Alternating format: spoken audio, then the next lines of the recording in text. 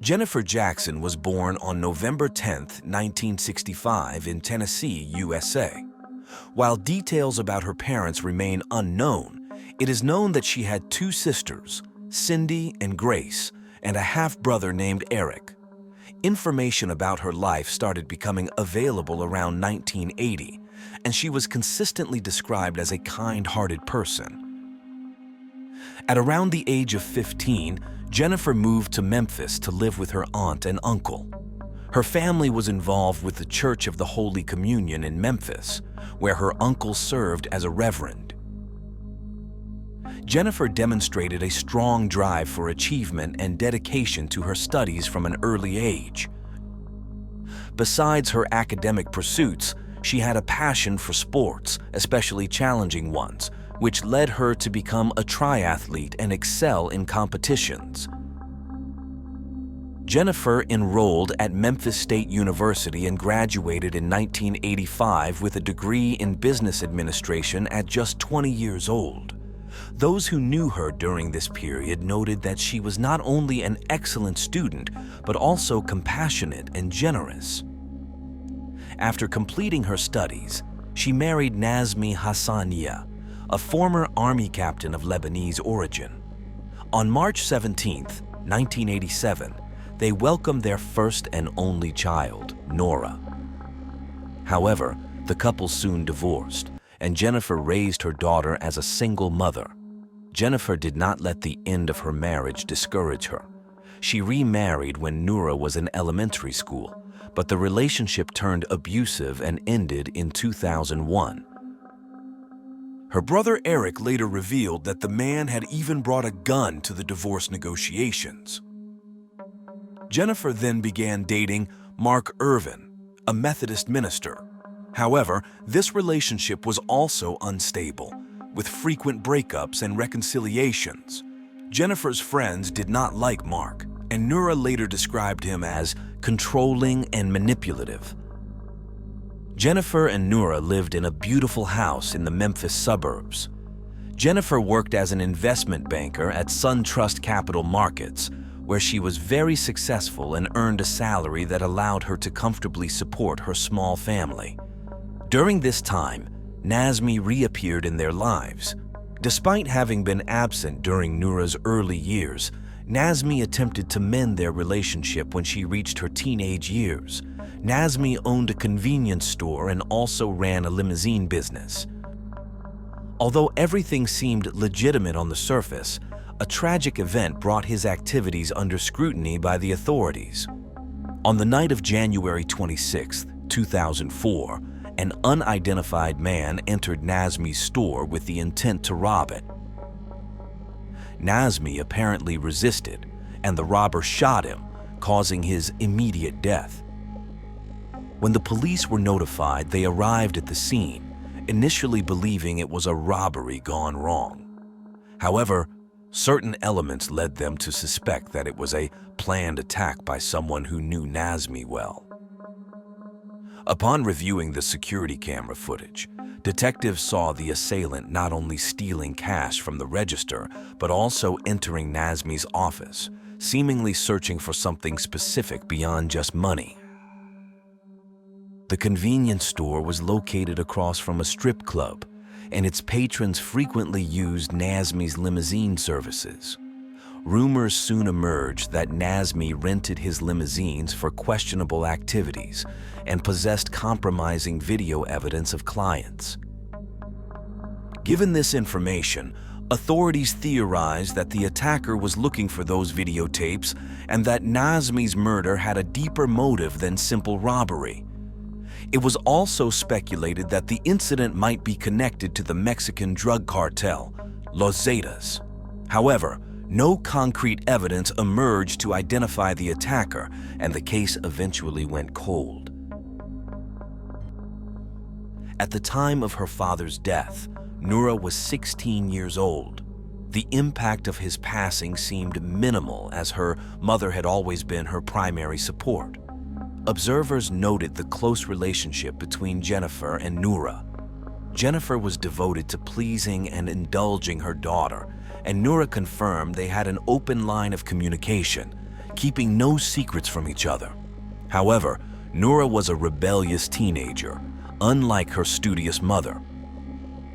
By 2005, Noura was enrolled in the Gateway Homeschool program due to her struggles in formal education. She had previously attended various public and private schools, facing numerous issues. At 18, she was still in the 11th grade, typically for students aged 16. This was a constant concern for Jennifer, leading to frequent arguments about Noura's future. At one point, Noura expressed a desire to join the military instead of continuing her education.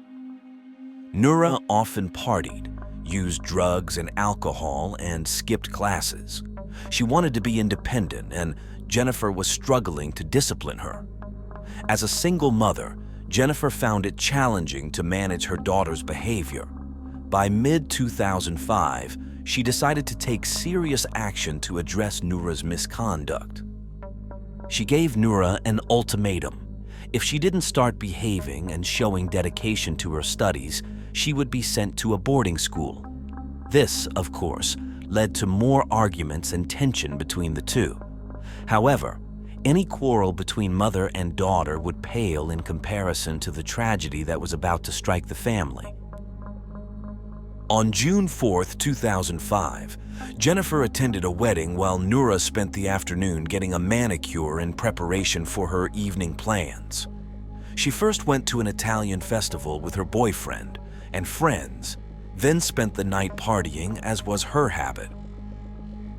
Recently, she had argued with Jennifer, and after consuming alcohol and cannabis, Noura vented to her friends, complaining about her mother and using derogatory language to describe her.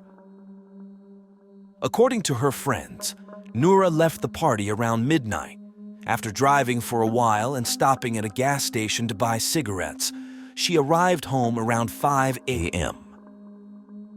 Jennifer should have been home from the wedding for several hours by then and likely sleeping peacefully. However, on her way to her room, Noura noticed her mother's bedroom door was open and the bathroom light was on, which was unusual. Upon entering the room, she discovered a horrifying scene. Jennifer was lying at the foot of the bed, completely naked and covered in blood. Initially, Noura tried to find a pulse and shook her mother repeatedly, trying to get a response. When there was no reaction, she ran to her neighbor for help, telling him someone had broken into their house and her mother was bleeding. The neighbor grabbed his gun and went back with Noura to the house. Once there, Noura called 911, telling the operator the same thing she had told her neighbor.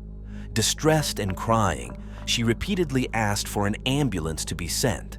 Unfortunately, there was no way to save Jennifer.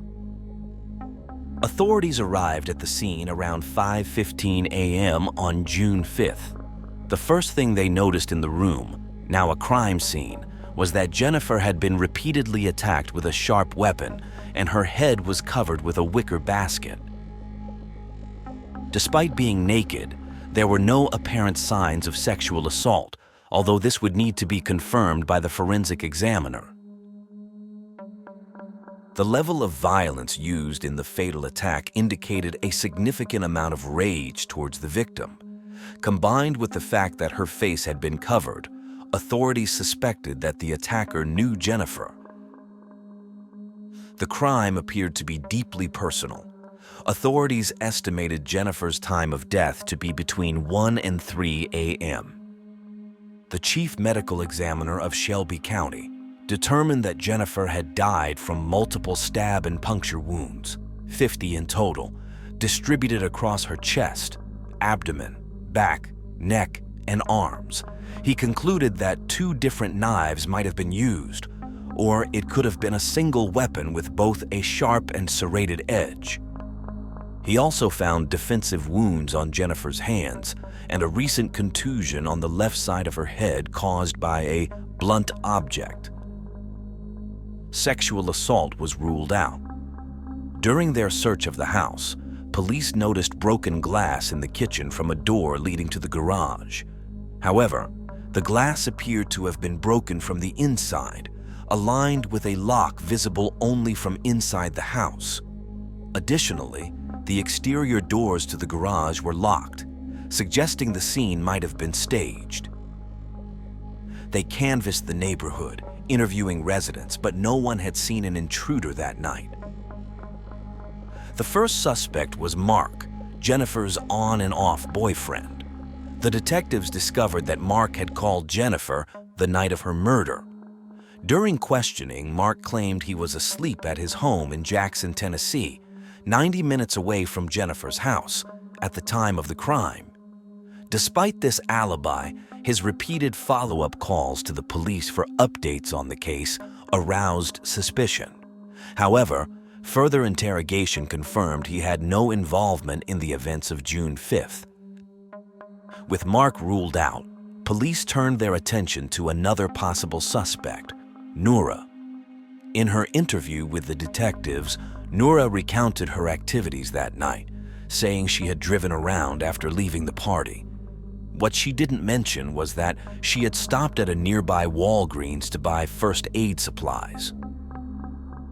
The police discovered this after finding a bag with these items in Noura's car. She had purchased bandages, peroxide, and other items typically used to treat a cut. Previously, authorities had noticed Noura had a bandaged hand, which she explained as a cut from a broken beer bottle at the Italian festival. Security videos from Walgreens showed Noura purchasing the items around 4 in the morning, and she admitted they were for treating a cut she had sustained. However, authorities were skeptical of her story, as the video suggested the cut was fresh, not several hours old. Over the following days, Noura gave different answers each time she was asked about her whereabouts on the night of the crime and how she injured her hand.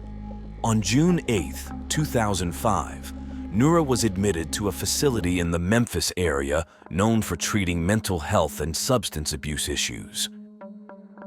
While she was hospitalized, her mother's funeral took place. The funeral services and subsequent burial for Jennifer were held on Friday, June 10, 2005, at the Church of the Holy Communion. Noura was allowed to attend the funeral but returned to the health center afterward. Upon her release from the hospital, Noura was permitted to live on her own since she was of legal age. Her aunts reported tension between them and Noura regarding the money from Jennifer's life insurance. The specific issue was how much of the money would be allowed for Noura's apartment rent. Noura did not seem to be mourning her loss. In fact, once she settled into her apartment, she frequently hosted parties. Several friends later mentioned that her place was a popular spot for drinking, with no parental supervision. By the end of the summer of 2005, after just a month in the apartment, Noura was evicted for causing disturbances, violating the lease, and having an unauthorized pet. While Noura continued her fast-paced life, authorities pressed on with their investigation. They initially found her attire suspicious. Known for being particular about her appearance, she was wearing a worn gray long-sleeved shirt on the night of the murder.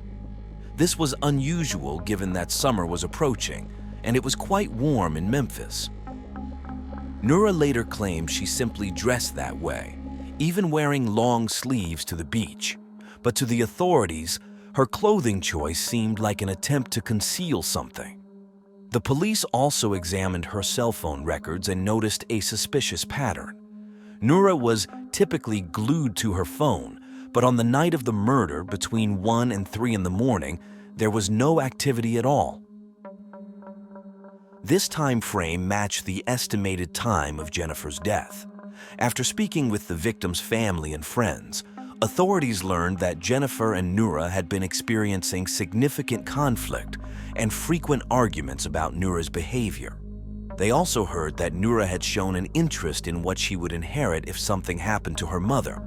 This led the police to form a hypothesis about what happened on June 5th. According to their theory, Nura and Jennifer had another argument, and in a fit of rage, Nura attacked her mother. After committing the crime, Nura allegedly cleaned up the scene and tried to cover it up.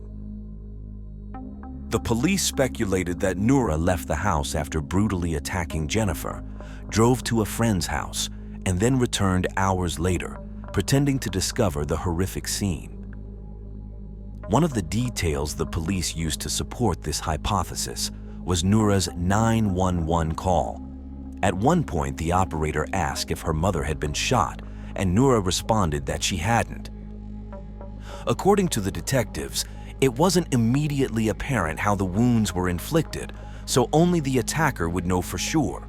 However, the police's theory was based on conjecture, relying on the tense relationship between Nura and her mother and considering Nura's rebellious behavior. They found drops of Jennifer's blood on the front step of the house, leading them to think Nura had disposed of evidence far away. But they never found the murder weapon or the bloody clothes Nura would have worn if she had committed the crime. They also didn't find any of Nura's or Jennifer's blood in Nura's car. Upon examining all the evidence, they discovered some hair strands in Jennifer's hand. A preliminary examination suggested it could be Jennifer's own hair. A more detailed analysis to confirm the hair's origin was never conducted. Another crucial piece of evidence that contradicted the police's hypothesis was Nura's nails. The police said Jennifer had fought her attacker, but Nura's manicure was in perfect condition the next morning, as shown in photos taken at the police station. Additionally, she had no injuries or bruises on her body, except for the cut on the back of her hand, indicating there had been no physical altercation or struggle. Eventually, the authorities found DNA evidence at the crime scene that did not match either Nura or Jennifer. They could not identify the source of the sample, but they were certain it did not belong to any family member. Despite the lack of forensic evidence linking her to the crime, Nura was charged with first-degree murder and arrested on September 29, 2005. Many of Jennifer's friends and acquaintances supported Nura's innocence, describing her as a devoted and loving daughter, incapable of committing such a crime against her mother. According to a family friend, Nura would often cancel plans to be with her mother whenever Jennifer needed her. These supporters felt the police were overlooking an important fact. Less than a year and a half earlier, Nura's father had been attacked, and after his death, Jennifer inherited his entire estate. This led some to believe that Jennifer might have unknowingly become the next target of the same people who had killed her ex-husband. However, the authorities dismissed this hypothesis, claiming they had investigated any possible connection between the two fatal attacks. Another aspect the investigators did not consider was Jennifer's numerous, volatile relationships with various men. Although they were aware of her tumultuous romance with the religious minister Mark, they overlooked the fact that in the months leading up to her death, Jennifer frequently dated and spent nights with strangers. On October 5th of that year, Nura pleaded not guilty to the charge of murdering her mother. She was given a bail amount of $500,000, which she could not afford, leading to her being held at the Federal Correctional Facility in Memphis for the next 3 years awaiting trial. Finally, on February 9, 2009, Nura Jackson's trial began. As the state presented its case, Nura sat alone in the courtroom without any family members by her side. The defense attorney took on her case pro bono. She argued that the authorities had no concrete evidence incriminating Nura beyond a reasonable doubt for the heinous crime against her mother.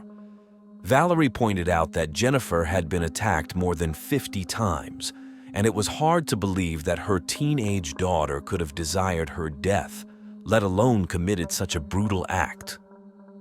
Nura did not testify during her trial, and the defense did not call any witnesses. However, Her attorney cross-examined several prosecution witnesses to demonstrate that the case against her client was weak and unfounded. The prosecution's DNA expert testified that neither Noura's blood nor DNA was found at the crime scene. He also confirmed that the authorities had not conducted tests on the hair found in Jennifer's hands. The defense attorney insisted that forensic evidence did not lie, and nothing at the crime scene implicated Noura. She also criticized the crime scene investigator, suggesting he had overlooked evidence pointing to another person. She highlighted a cat that appeared in some photos, implying there were other overlooked details in the investigation. Noura's pet cat had roamed freely around the crime scene during the investigation, potentially compromising the integrity of the collected evidence. The prosecution called several of the accused and victims' family members and friends to testify. A friend of Noura testified that around 1 a.m. on June 5, 2005, she received a call from the Jackson House phone, followed seconds later by a call from Noura's cell phone. Another friend testified that the night before Jennifer's murder, Noura had spoken ill of her mother, saying she should go to hell. A third friend told the jury that Noura called him between 4 and 5 a.m. on the night of the crime, asking him to meet her at her house. He was the only witness to definitively place Noura at the crime scene before the discovery of the body and the 911 call. The prosecution asked all of Noura's friends if they had noticed any cuts or bandages on her hands during the parties she attended before returning home, and they all said no. However, one friend mentioned during cross-examination that Noura had asked for a Band-Aid at the party on Saturday night. The neighbor Noura sought help from also testified. He recounted the events of that morning and noted it was strange that Noura entered the house ahead of him, even though he was armed and she was visibly scared of a potential intruder. Pastor Mark Irwin testified that he and Jennifer were not together at the time of the crime and that their breakup had been mutual. He reiterated that he was asleep at his home, 90 minutes away from the crime scene during the incident. He admitted to calling Jennifer but hung up before she could answer, realizing it was too late to be calling. One of Noura's aunts testified for the prosecution, mentioning a heated argument between Jennifer and Noura about Noura's drug use and partying lifestyle just a week before the murder. Noura's uncle also testified, discussing Noura's supposed interest in Jennifer's life insurance policy. Noura later said this statement hurt the most, as she loved her uncle dearly. After questioning 45 witnesses over 9 days, the prosecution rested. During closing arguments, the defense accused the authorities of conducting an incompetent investigation and urged the jury to prioritize forensic evidence over circumstantial evidence. However, on February 21, 2009, after 9 hours of deliberation, the jury found Noura guilty of second-degree murder, a lesser charge than initially brought but still severe for a young woman who maintained her innocence. But the story was far from over. On February 26th, 5 days after the verdict and a month before the sentencing hearing, the prosecution submitted a state notice regarding the omission of a statement related to the testimony of Andrew Hommick. The friend who had placed Noura at the crime scene between 4 and 5 a.m. attached to this notice was a copy of Andrew's third statement. This was a handwritten note he had given to the police on June 13, 2005, approximately a week after his first 2 statements. In this third statement, written on the back of a letter addressed to one of his roommates, Andrew recounted a completely different version of events from the early hours of June 5th. He remembered going out with 3 friends and meeting another at a cinema near Noura's house. After leaving there, they went to a party, and during this time, Noura called one of the young men's phones looking for Andrew, as he had left his phone elsewhere. Andrew said they stayed at the party for a while but left when one of their friends tried to start a fight. He mentioned they had taken ecstasy. Around 3:57 a.m., Andrew and another friend wanted to go to a strip club. They stopped for gas and eventually decided to go home. Shortly after, they fell asleep. Noura's defense team filed a motion for a new trial, citing numerous issues, including the state's failure to disclose Andrew's third statement, which they argued violated her right to a fair trial. The trial court denied Noura's request for a new trial, and on March 27, 2009, she was sentenced to 20 years and 9 months in prison. However, her legal team did not stop fighting for justice. In 2012, they filed a motion with the Court of Criminal Appeals, which again ruled in favor of the prosecution, upholding Noura's conviction and sentence. Soon after, a new appeal was filed with the Tennessee Supreme Court. On August 22, 2014, after Noura had spent nearly a decade in prison, they finally secured approval for a new trial. According to the defense lawyer, this was the first case in Tennessee where a conviction was overturned due to 12 instances of constitutional misconduct. The court concluded that the prosecutor had violated a legal norm when she directly addressed Noura during her closing arguments, demanding that she tell the court exactly where she had been on the night of the crime. The first episode of misconduct and the second was that the prosecution withheld potentially exculpatory evidence from the defense by not disclosing Andrew's third statement, which contradicted his earlier testimony and statements. In January 2015, after a 5-month delay, the prosecution agreed to hand over Noura's case to the district attorney's office of a neighboring district. In May of that year, the new prosecutor offered Noura a deal, a reduced sentence if she pled guilty to manslaughter. On May 20th, Noura entered an Alford plea, where a defendant maintains their innocence but acknowledges that the prosecution has enough evidence to convict them. Although this meant that the true perpetrator who killed her mother would never be found, as Noura would be legally held responsible, she accepted the deal. By then, 28 years old, Noura said in later statements that she had lost faith in the judicial system. The new deal reduced her sentence to 15 years, but with time already served in good behavior credits, she would be released in just over a year. Facing the new trial, there was no certainty about how long it would take to organize or if a new jury would find her innocent. In August 2016, at 29 years old, Noura was released from prison, still proclaiming her innocence. A friend of her mother invited Noura to live with her after her release. Shortly after her release, she decided to move to Nashville with a woman she had met in prison and formed a romantic relationship with. Despite the challenges of finding housing as ex-convicts, they managed to rent a nice apartment with lots of greenery and open spaces around it. In March 2017, the prosecutor, after facing state charges of ethical violations, accepted a private reprimand and admitted that an error had been made during Noura's trial. Meanwhile, the dispute between Noura and her family continued. That same year, she reached a private settlement with her aunts, resolving the inheritance issue. Having completed her studies in prison, Noura began applying to various universities while working as a receptionist at an auto repair shop. She expressed a desire to work to help women in prison. Nina Morrison from the Innocence Project agreed to represent Noura, aiming to use advances in DNA studies from the past decade to determine who really killed her mother. As of now, no results have been announced. Meanwhile, Noura continues to rebuild her life after spending her formative years in prison.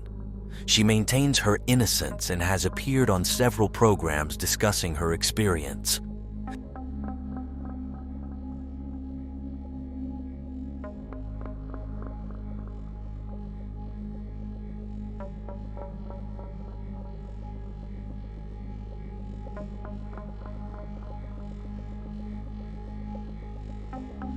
A young girl vanishes from a close-knit community. Where is 8-year-old Sandra Cantu? Parents are in a state of panic as the police search for the missing girl. Even today, we don't let our children play out in the front yard, only in the backyard. We're all searching frantically for 8-year-old Sandra Cantu. Sandra Renee Cantu, born on March 8, 2001, was the daughter of Maria Chavez and Daniel Cantu, a couple of Hispanic origin. Sandra lived with her mother, grandparents, and 3 older siblings, 2 sisters aged 20 and 11, and a 15-year-old brother in a trailer park named Orchard Estates. This park, consisting of about 100 homes, was known as a safe and family-friendly community in the city of Tracy. Sandra's father, Daniel, resided in Mexico and had limited contact with her. Tracy is a city in Northern California with a population of around 80,000 people. It is considered a suburb of the San Francisco Bay Area, with roughly 70% of its workforce employed in Silicon Valley. Home to many emerging and global technology companies.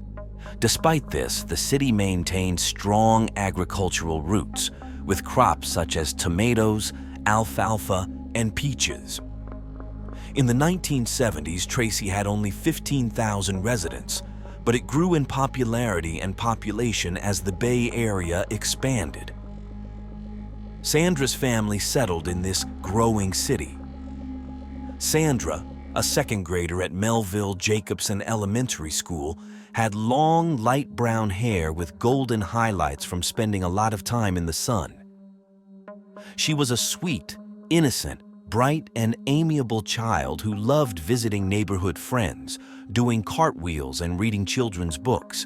Her friendly nature allowed her to make friends easily, and she was always ready to help. Her favorite character was Hannah Montana.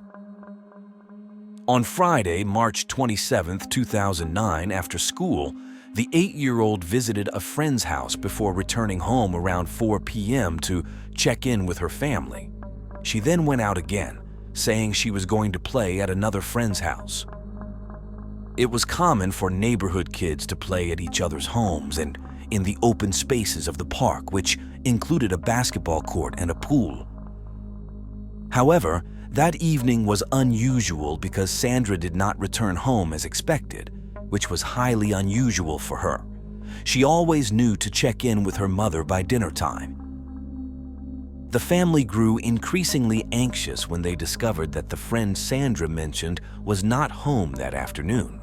Sandra had never left the trailer park area before. At 7:53 p.m., the family, now very worried, called 911 to report Sandra missing. The police began their search at Sandra's home and expanded throughout the neighborhood. They collected footage from a surveillance camera near the family's residence, which showed Sandra crossing the street in front of her house.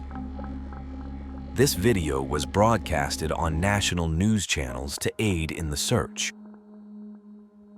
The police conducted a thorough search of the mobile home park and interviewed all residents but found no leads. The FBI joined the search over the weekend of March 28th and 29. Police dogs, rescue teams, all-terrain vehicles, and a California Highway Patrol helicopter were all involved in the intense search effort. More than 250 people from 13 different agencies participated. Divers searched a nearby lake, but found nothing.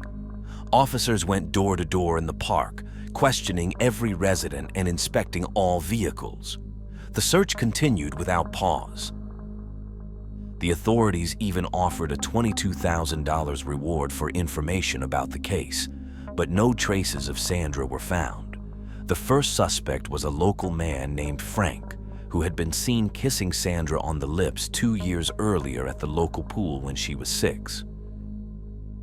Frank, about 60 years old, had been spotted by Sandra's grandmother in 2007, brushing her hair away and kissing her on the lips.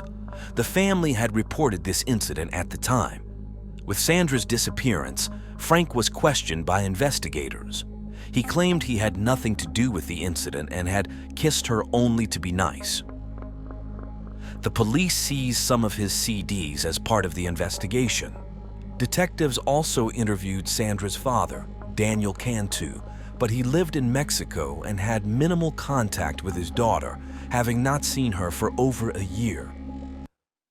The tragic discovery came 10 days after Sandra's disappearance, on April 6, 2009. Agricultural workers draining a reservoir a few miles from the neighborhood, a task they performed twice a year, made a shocking find. At the bottom of the reservoir, measuring about 150 meters long and 30 meters wide, they found a suitcase. Inside was Sandra's body, curled in a fetal position. She was wearing the same clothes she had on when she went missing. A Hello Kitty t-shirt gifted by a neighbor for her birthday and black leggings. The horrifying crime stunned the residents of Tracy, leaving Sandra's family devastated. For days, dozens of people left flowers, posters, candles, and stuffed animals in her memory. An autopsy revealed that Sandra had been beaten and sexually assaulted with a foreign object before being asphyxiated. Toxicology reports showed she had ingested a powerful sedative. The suitcase was identified as belonging to Melissa Huckabee.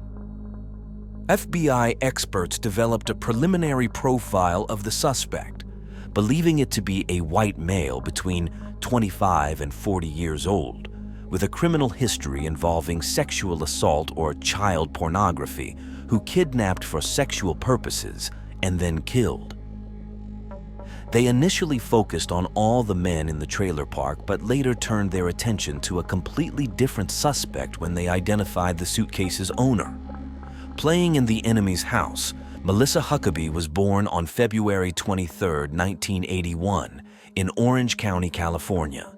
She was the eldest of 9 grandchildren. At 28 years old, Melissa was a volunteer Sunday school teacher at the Tracy Baptist Church, where her grandfather served as pastor. She grew up in Southern California and lived between Tracy and Orange County after high school. As an adult, she faced difficult times and struggled to find and keep a stable job.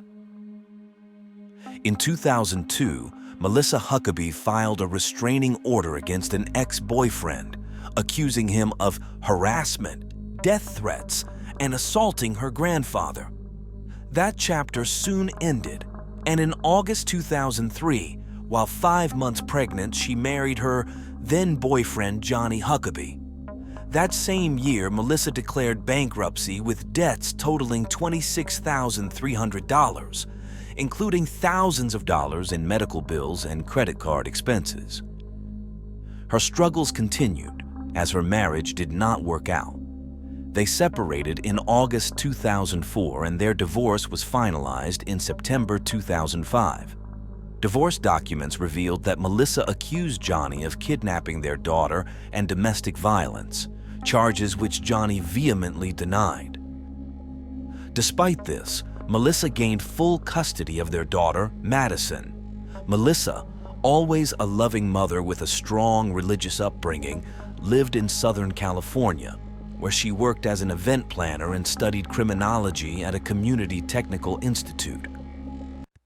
She loved crime dramas, especially the popular series Law and Order. Despite her efforts, Melissa led a solitary life and had a history of mental health issues, including severe conditions such as borderline personality disorder, bipolar disorder, and schizophrenia. According to her family, she struggled to raise her daughter alone and sometimes experienced episodes of depression.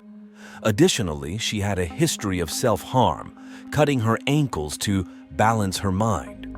She was prescribed several potent medications, including benzodiazepines, amphetamines, and an antidepressant.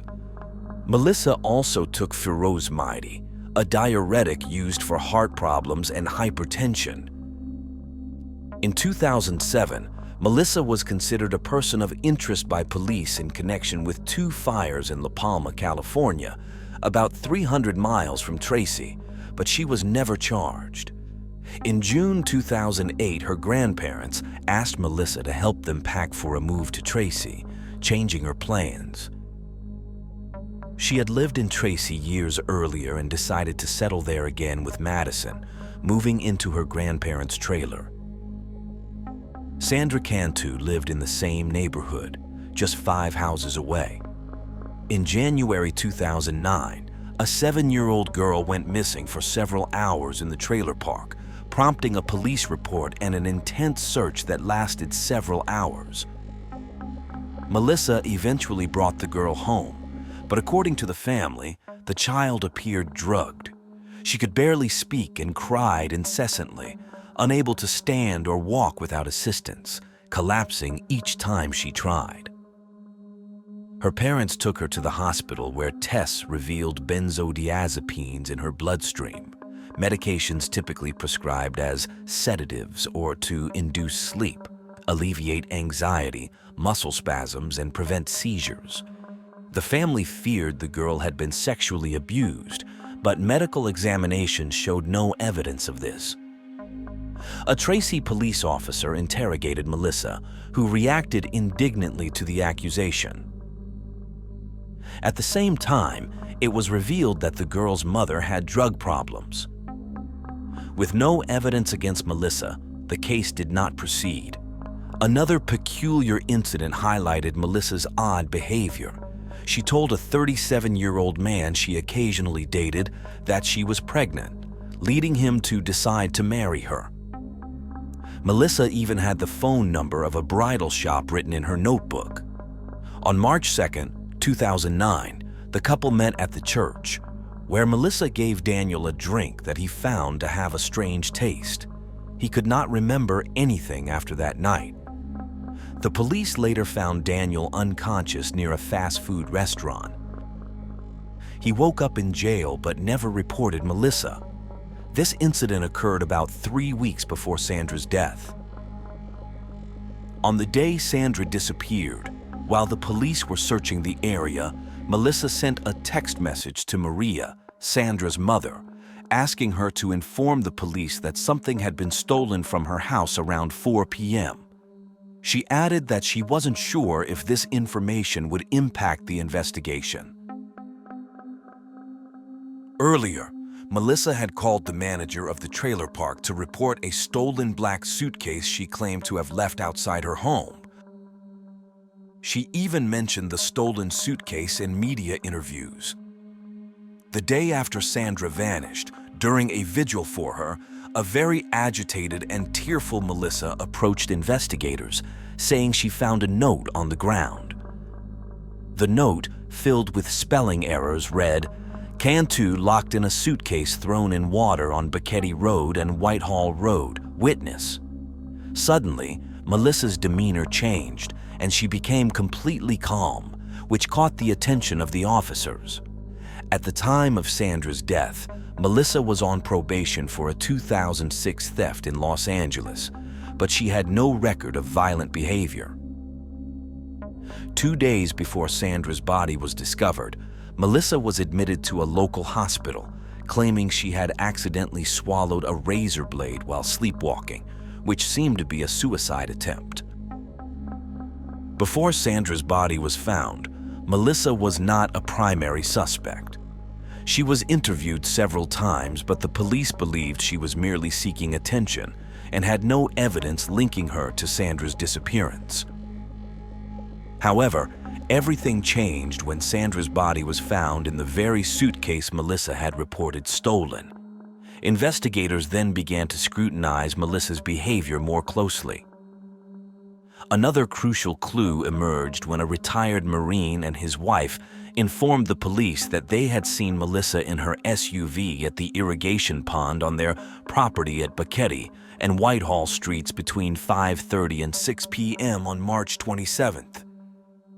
The couple recognized Melissa from television and noted that she appeared distracted and in a hurry when they saw her. Melissa had told them she stopped there because she needed to urinate. The police quickly continued reviewing the surveillance footage from the camera outside Sandra's house and observed that the girl was walking towards Melissa's house at 3:54 p.m. on March 27th. The camera also captured Melissa's SUV driving in the opposite direction 8 minutes later. Soon after, Melissa called the neighborhood manager to report a stolen suitcase. Around 5:30 p.m., a surveillance camera in the church parking lot recorded Melissa driving towards the irrigation pond, and half an hour later, she was seen returning. New evidence surfaced at the church when FBI agents conducted a thorough search and found a metal rolling pin in the kitchen with a blood stain and a bent handle. DNA analysis confirmed the blood matched Sandra's. They also discovered that the cord used to close the suitcase was the same type missing from the blinds in the Sunday school classroom. Investigators interviewed Melissa's grandfather and collected several items from the family home. On a computer at the house, they found a news article from September 2008 about Diverse finding a suitcase containing the remains of a missing 4-year-old girl. On April 9, 2009, Melissa was discharged from the hospital at 7 a.m.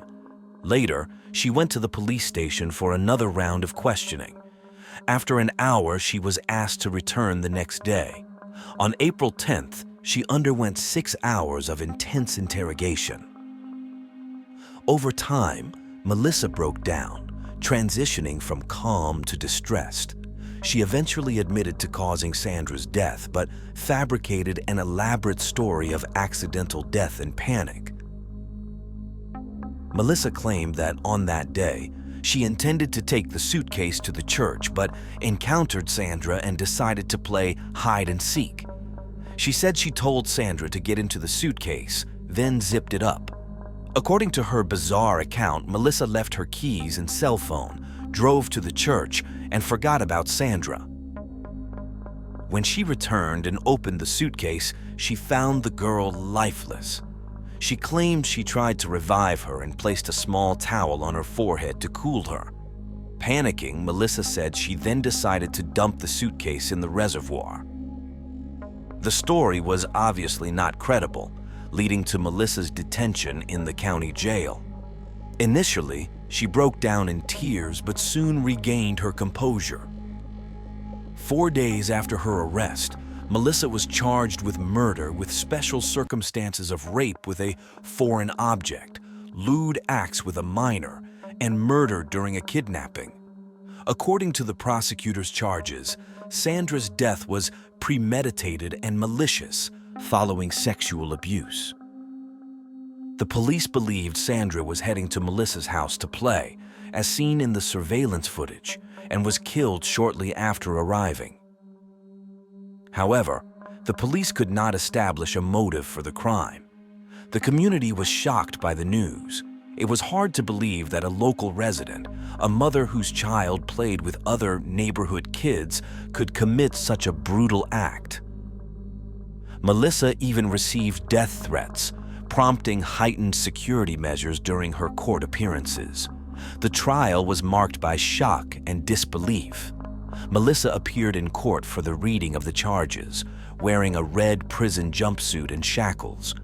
She had marks on her forehead, apparently self-inflicted, and she cried and trembled as the judge listed the charges.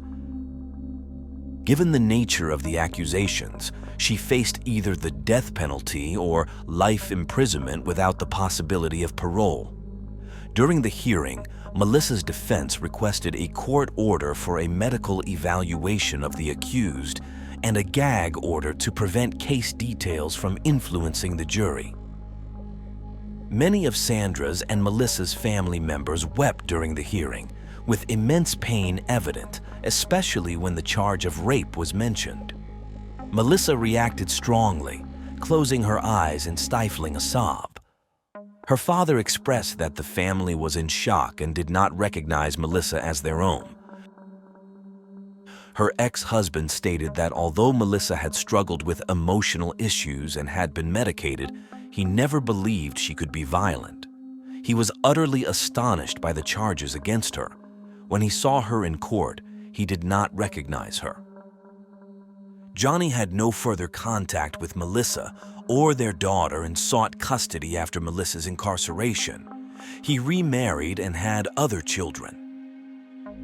Following the charges, there were at least 3 hearings in which Melissa refused to plead guilty or not guilty, delaying the judicial process. Finally, in June, she pleaded not guilty. In August, the district attorney added more charges related to drugging a 7-year-old girl in 2007 and her ex-boyfriend Daniel in March 2009.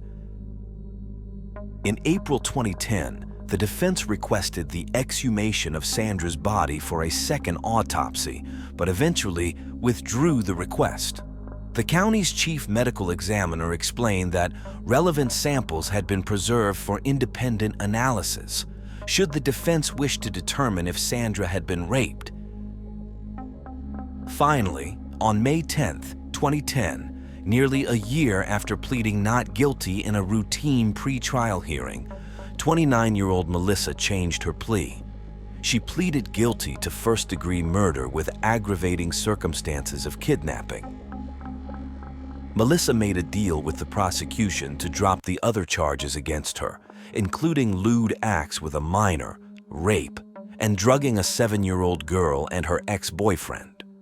By admitting guilt, she aimed to avoid a potential death sentence. After the gag order was lifted, more details about how Melissa killed Sandra emerged. Based on the pathologist's report, the prosecutor stated that Sandra was suffocated with a piece of cloth soaked in alcohol. Authorities also found a blood-stained piece of fabric tied around Sandra's head and knotted with a rope. The cause of death was homicidal asphyxiation.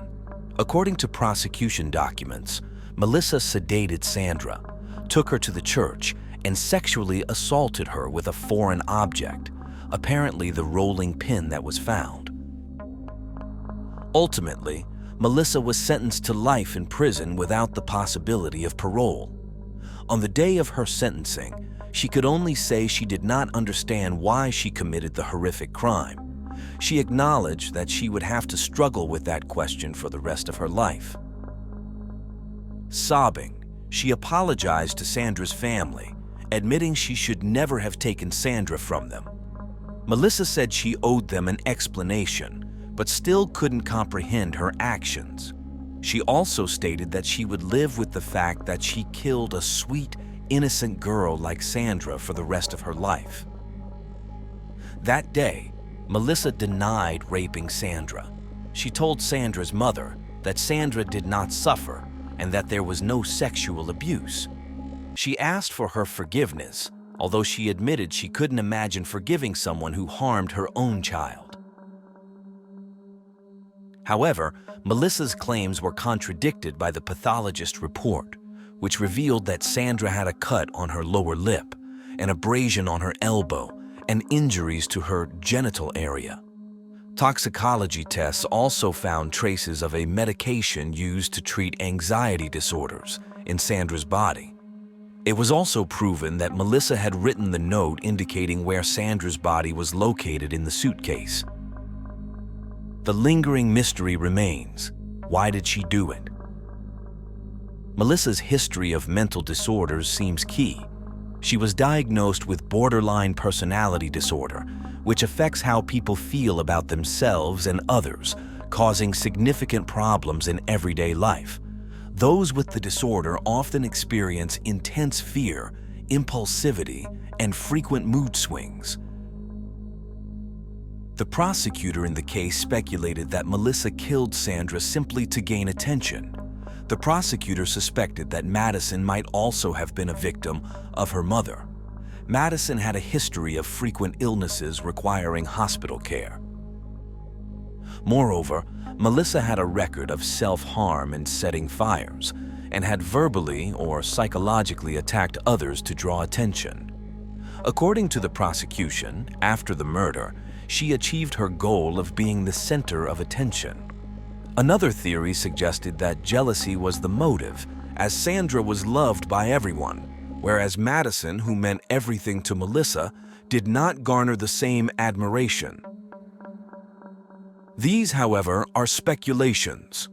Investigators are certain it was a premeditated crime, and they believe Melissa had been practicing by drugging the other 7-year-old girl and her ex-boyfriend before ultimately killing Sandra. Melissa's case is notable not only for its cruelty, but also because it is rare for women to commit such crimes. Only between 5% and 15% of sexual predators are women. Furthermore, they rarely commit sexual offenses against children, and when they do, they are generally accomplices rather than perpetrators.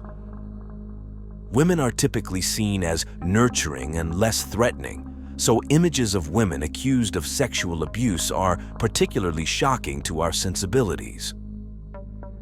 According to the United States Department of Justice, approximately 1 in 10 homicides is committed by women. When women kill, it is more likely that their victims are close to them, such as their children, boyfriends, or spouses. The traditional role of women is to care, not to kill, and when a woman commits murder, it is more often in self-defense or due to some form of mental illness. Sandra's case defied all these paradigms, and Melissa's motivation for ending the child's life remains a mystery.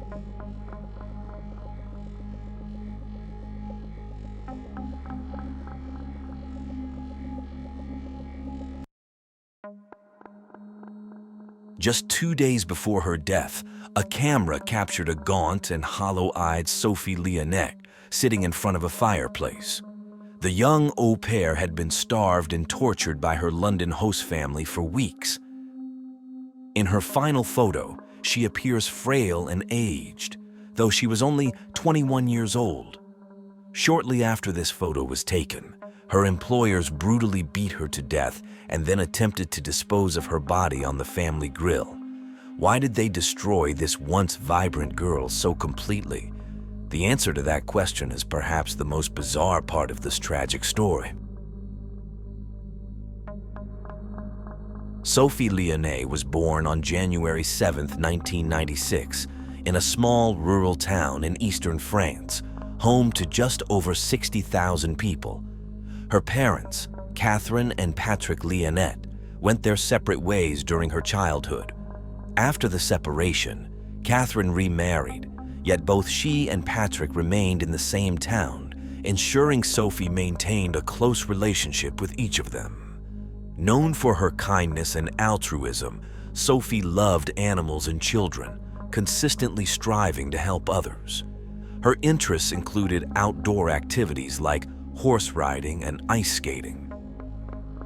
She was also passionate about music and films and engaged in creating independent documentaries focused on social issues such as climate change and animal rights. Described by friends and family as shy and introverted since her youth, her love for children inspired her to pursue a childcare course after high school. However, job opportunities in her field were scarce in her hometown. At 19, encouraged by a cousin, she considered becoming an au pair to blend cultural and linguistic exchange with childcare, while exploring the world and improving her English. In 2015, Sophie connected with Sabrina Quaider and Wissem Medouni, a French couple living in the affluent Southfield area on Wimbledon Park Road in London, who were seeking a French-speaking au pair for their 2 children. She applied, was swiftly hired, and by January 2016, just after her 20th birthday, she left her small town for London, unaware of the impending terror she would face. In London, she met her employers, Sabrina, born in 1983, and Wissem, born in 1978. The couple, of Algerian descent, met in France when Sabrina was about 18, working at a fair selling crepes. Wissem, 5 years her senior, fell for her at first sight. Though initially uninterested, Sabrina faced relentless pursuit from Wissem, who was captivated by her exotic beauty and charismatic presence. Despite her volatile and manipulative nature, they embarked on a tumultuous and toxic relationship that lasted 17 years. In 2004, at 22, Sabrina moved to London seeking a better future, initially working as an au pair with aspirations to enter the fashion industry. Wissem followed her to London. Having studied economics at the University of Paris, he quickly secured a job with the London branch of a French bank. At this point, the couple was not married. Their relationship was tumultuous, marked by frequent breakups and reconciliations, with Sabrina firmly in control. While together, Sabrina was often unfaithful, leaving Wissem for other men but always returning, and he would take her back without question. Around 2008, Sabrina had her first child, though details about the child, including the father's identity, the exact age, and the name, remain unclear. During her time in London, Sabrina worked various jobs while trying to break into the fashion and makeup industry. Her big break came in 2011 when she was involved in a pyramid sales scheme for a telecommunications company and met Mark Walton at a bank in Notting Hill. Mark, a former member of the Irish boy band Boyzone, fell deeply in love with Sabrina and they began dating. This relationship opened doors for Sabrina in the celebrity world, leading to work as a makeup artist for celebrities. She later expanded into designing and songwriting. Sabrina and Mark's relationship lasted 2 years, during which she allegedly had a second child in the United States, supposedly with Mark. Mark later described Sabrina as pathologically jealous, accusing him of infidelity with male sex workers, and even installing hidden cameras to spy on him. After her time with Mark, Sabrina returned to London and resumed her relationship with Wissem, who welcomed her back with open arms. With Wissem working at the bank and Sabrina's success as a makeup artist and designer, the couple enjoyed a comfortable and even luxurious lifestyle in an affluent London neighborhood. However, beneath the surface, their relationship remained toxic. Though they were married under a traditional Muslim ceremony, Sabrina openly ridiculed their marriage, referring to Wissem as a relative or friend while continuing to date other men.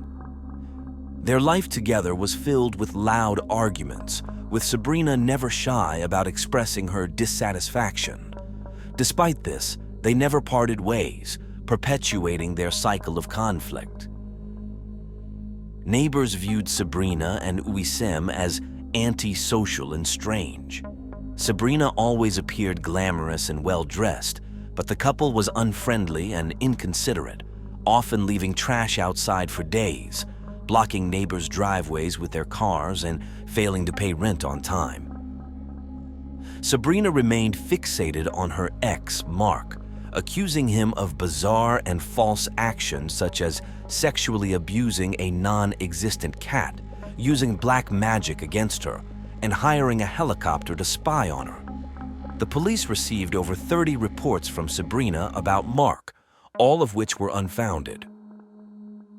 Her obsession escalated to the point where she received a police warning for creating a fake social media profile to harass Mark, primarily accusing him of being a child abuser. It later emerged that Sabrina suffered from depression and borderline personality disorder, causing her to experience severe mood swings, delusions, and paranoia. Although Wissem did not suffer from any psychological disorders, Sabrina managed to convince him that her accusations were true. Into this chaotic and unstable environment stepped the young and naive Sophie, in search of a dream that would soon turn into a nightmare. Initially, Sophie's experience as an au pair was pleasant and positive. The children adored her and were easy to care for. She earned €50 a week and befriended other nannies in the area. In phone calls with her mother, Sophie seemed happy and content with how things were going. She got along well with Sabrina, often chatting over tea at the kitchen table. Sabrina, who loved doing hair and makeup, even gave Sophie a makeover. However, this camaraderie and apparent tranquility did not last long. Gradually, Sabrina's violent and abusive side began to emerge. The treatment of Sophie turned abusive, starting with shouting and insults over simple mistakes like tripping, breaking a glass, or not having meals ready on time. This escalated to physical attacks, including slaps and hair pulling as punishment, always explosive and unpredictable. Sophie, being shy and passive, did not know how to react to the abuse. She had never faced such a situation before, and aggression was not in her nature.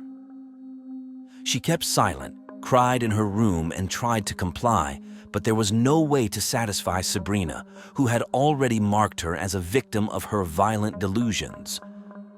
The abuse intensified, and soon Sophie was denied food, leading to rapid weight loss. With physical weakness came mental exhaustion. On top of everything, the couple confiscated her passport and stopped paying her. Sophie found herself held against her will in a house where she was subjected to relentless torment. Despite everything, Sophie tried to seek help in her own way. On one occasion, she told the owner of a fast food restaurant that she was being beaten, but received no response. She also tried to go to the house of some family acquaintances, but Sabrina followed her and, after causing a scene, forced her to return. The owner of a fish and chips restaurant in the area recalled seeing Sophie in his establishment a couple of times, alone and visibly distressed. When he asked her what was wrong, she said that her mother was sick. Since Sophie was very shy and had limited English skills, she rarely spoke with people she didn't know well. She had written and talked to her family about possibly returning home earlier than planned, and her parents were aware of the household tensions, but they had no idea how serious the situation was. Feeling trapped with no one to turn to, Sophie was paralyzed by fear and manipulated by the couple to the point where she felt incapable of escaping. This ordeal lasted for about a year, with the abuse intensifying over time. By April 2017, approximately 15 months into her job, her mother Catherine noticed during a phone call that Sophie seemed unhappy and weary, expressing a desire to come home. On August 8th, Sophie called her family again, crying and sounding confused.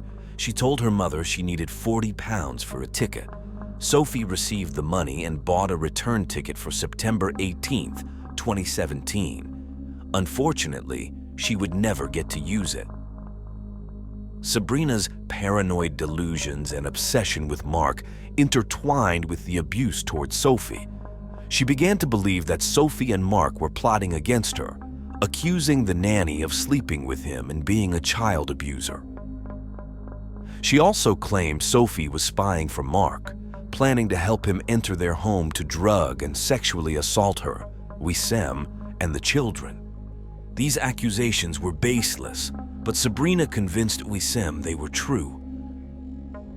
Initially, Wissem would look the other way when Sabrina yelled at or hit Sophie, but he eventually started actively participating in the abuse. Sabrina told Sophie she could only leave if she admitted to working for Mark, but Sophie refused to acknowledge this. In an attempt to extract a confession, they subjected her to hours of inhumane treatment and interrogation.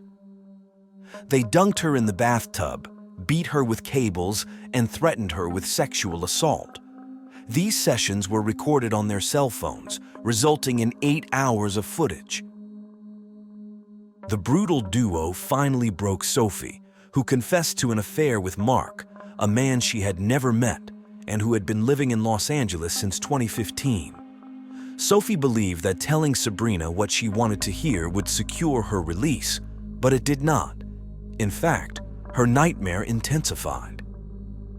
On September 19, 2017, after nearly 2 years of working for the couple, 21-year-old Sophie was savagely beaten in the bathroom, resulting in her death. The following afternoon, on Wednesday the 20th, Wisem lit a bonfire to burn Sophie's body, adding chicken and meat to mask the smell. However, neighbors called the British emergency number due to the thick smoke and strong odor emanating from the garden.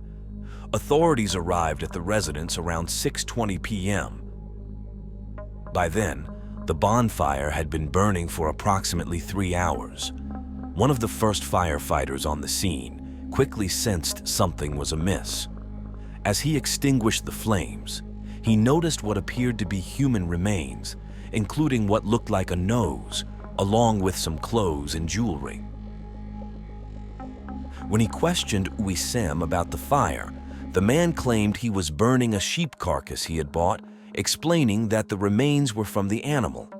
The firefighter observed that Wisem seemed uncomfortable and resigned when responding. Police officers at the scene recovered the charred remains in a pair of melted glasses. Just 2 days later, Sabrina and Wisem were arrested on suspicion of murder. On September 26th, they appeared before the criminal court. At this time, Sophie's remains had not been officially identified, although the press had already reported her as the victim of the horrific crime. Sabrina cried throughout the hearing and interrupted to declare her innocence. Although both admitted to attempting to dispose of the body, neither took responsibility for Sophie's death and blamed each other. In his initial statement, Wisem claimed Sophie died accidentally during an interrogation in the bathroom. However, he later recanted, saying he made that statement to protect Sabrina. His revised account stated that Sabrina woke him, saying Sophie was not breathing, and he found her lifeless in the bathroom. Sabrina's defense acknowledged she had hit Sophie on several occasions, but maintained that the girl died in her sleep. After hearing both sides, the judge set the trial date for March 19, 2018. Sabrina and Wisem were remanded to prison while the police continued their investigation. No bail was requested. According to the pathologist involved in the investigation, the body was so severely burned that determining the victim's sex and age was initially impossible.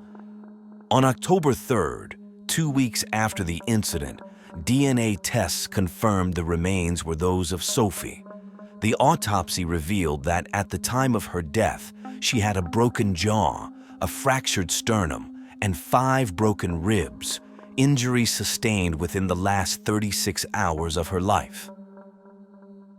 Due to the extensive burns, the exact cause of death could not be determined.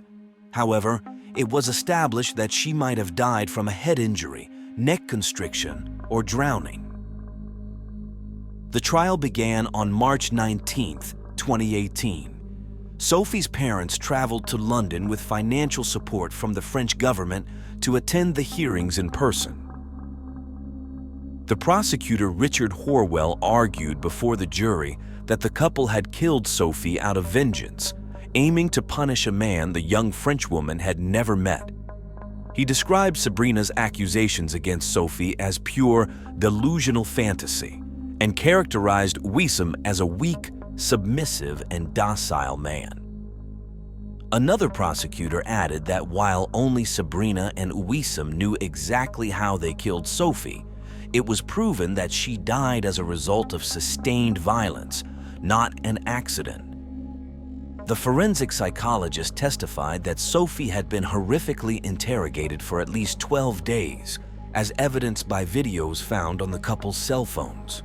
She also stated that Sabrina admitted to having sex near the body of her victim, claiming Wisem forced her, which demonstrated severe dissociation and a lack of remorse. The jury was shown several videos of the interrogations. In one, dated September 11th, 9 days before the crime, Sabrina could be heard yelling at the victim, accusing her of destroying everything. She also prayed aloud, asking God not to make her touch Sophie, saying she didn't want to dirty her hands. Another recording from September 18th, 2017, shortly before Sophie's death, showed her making a confession. The footage revealed her emaciated and broken state, and the prosecution argued that this confession was not given voluntarily. Richard Horwell described the actions of the accused as a campaign of intimidation, martyrdom, and violence that completely destroyed young Sophie. He stated that the couple's plan was to dispose of the body, claim the nanny had returned to France, and deny any involvement in her disappearance. Sabrina was identified as the mastermind behind the plot due to her obsessive fixation on Mark. Wissem, initially a follower, became a willing accomplice in the crime. Mark, contacted by the London police on September 21st, flew from Los Angeles to testify against Sabrina. During his testimony, he explained that he and Sabrina had been in a relationship for 2 years. He acknowledged having been deeply in love, but described Sabrina as extremely volatile and unpredictable. Mark detailed how she would go into fits of rage, causing scenes regardless of where they were. During the hearings, it was revealed that Sabrina had employed nannies before, but she always fired them, suspecting them of theft and flirting with him. The musician also confirmed that the first time he heard of Sophie was when the London police contacted him after the crime. Regarding the defense, Sabrina's lawyers leveraged Ouissem's initial statement to attack him and defend Sabrina. She reminded the court that Ouissem had claimed he hit Sophie in the face, causing her head to strike the tiles, rendering her unconscious and slipping under the water. Sabrina's lawyer added that when Ouissem realized Sophie was unresponsive, he dragged her out and tried to revive her, but failed. During the sentencing hearing, a letter of apology from Sabrina to Sophie and her family was read. In the letter, Sabrina expressed that she and Sophie had shared many good times and sorrows together until things went tragically wrong. She stated that she thought about Sophie every day and was saddened and shocked by her absence from the world. Sabrina described the situation as a horrible nightmare from which she wished to awaken, living each day with sadness and regret over that dreadful night.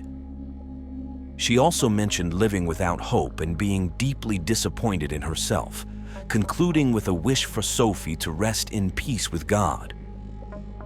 In an attempt to gain leniency for his client, Sabrina's lawyer argued that her actions were driven by her delusions and personality disorders, which left her with an irrational and overwhelming fear that Sophie was conspiring against her and her family with Mark.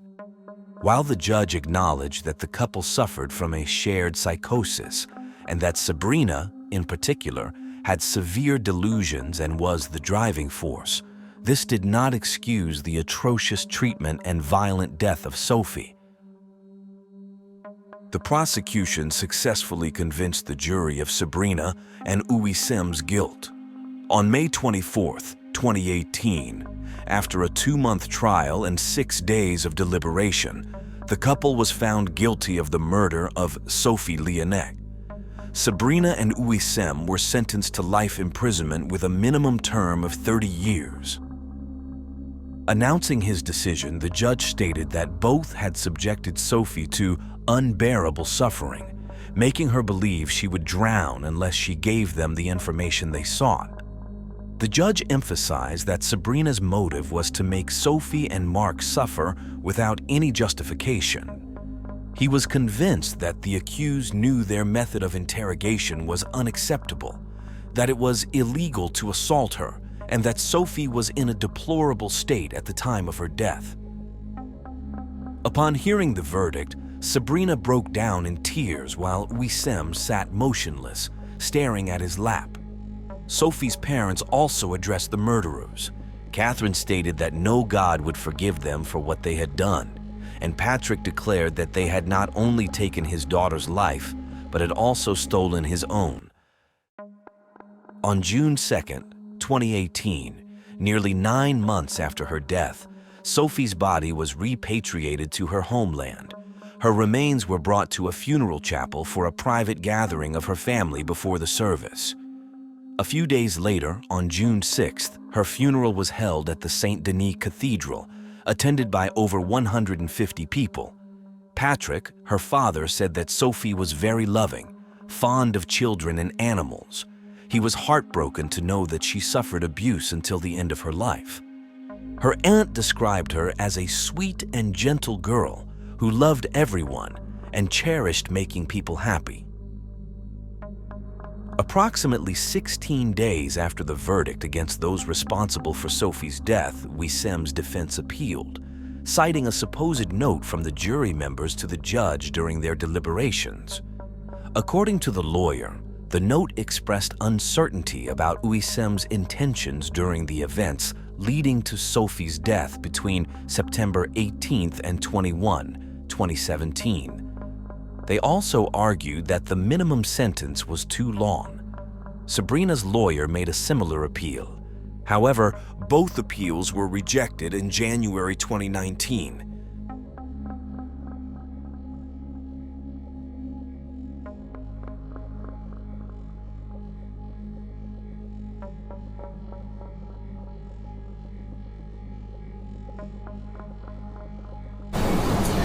We are very grateful and relieved that an arrest has been made in connection with Rachel's murder.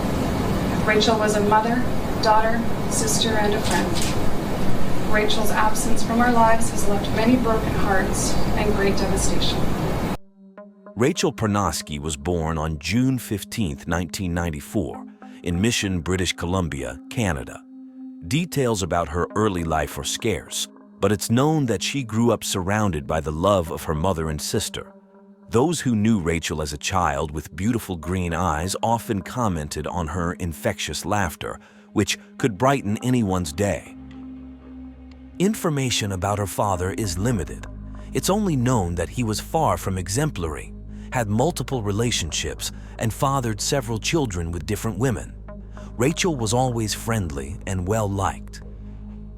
At one point in her life, she maintained a close relationship with her half-brother on her father's side, Matthew Pernosky, who was nearly 10 years older than her. Matthew was born in 1985 when his mother was only 18. His parents separated when he was young, and at 2 years old, he was sent to live with his father and stepmother. When he was 11, he returned to his mother's home, apparently due to conflicts with his stepmother. Matthew claimed that his stepmother physically abused him, hitting him with spoons while his father did nothing to protect him. Feeling unprotected, Matthew eventually moved back with his mother, resulting in almost no further contact with his father.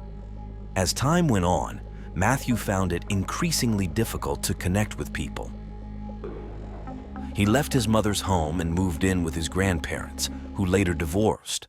During his youth, he was sexually abused by an older neighbor, a secret he kept to himself. Matthew felt blamed for his grandparents' separation and believed his mother had abandoned him early in his childhood and saw him as a burden when he returned during his teenage years. Additionally, he felt rejected by his father. This combination of negative emotions significantly impacted him. After many years of not communicating with his father, Matthew attempted to reconnect by providing his contact information, but he never heard back. During this period, he maintained a relationship with his stepbrother and lived with him at their grandfather's house for a while after both had left their father's home. However, this arrangement didn't last long, as they were both eventually kicked out of their grandfather's house. Amidst these complex situations, Matthew did not finish high school. However, he managed to attend a diploma program at a university and obtained a securities license. In his early 20s, Matthew's father separated from the stepmother who had abused him during his childhood. Matthew hoped this would improve their relationship, but it did not. In his early 20s, he struggled to overcome the pain and anger from the rejection he experienced from his grandfather and mother, who insisted he needed psychological help, believing his perspective was distorted. However, Matthew resisted seeking professional help. It appears he was diagnosed with depression at the age of 20, but did not take any medication or attend therapy to address it. Instead, he turned to less conventional methods to cope with his pain, leading him to substance abuse. His already erratic behavior worsened due to these habits, resulting in actions he would later regret. Turning back to the life of Rachel, Matthew's half-sister, it is known that her life was also challenging, but she had the unconditional love of her mother and sister. The charming girl fell in love at a young age and became pregnant. She and the baby's father welcomed the child, named Marco, as a blessing, though they did not live together. At 18, Rachel was going through a difficult time, living in a basement suite in Mission and being unemployed. Marco, who was a year old at that time, lived with his father and paternal grandmother since Rachel couldn't provide the quality of life he deserved.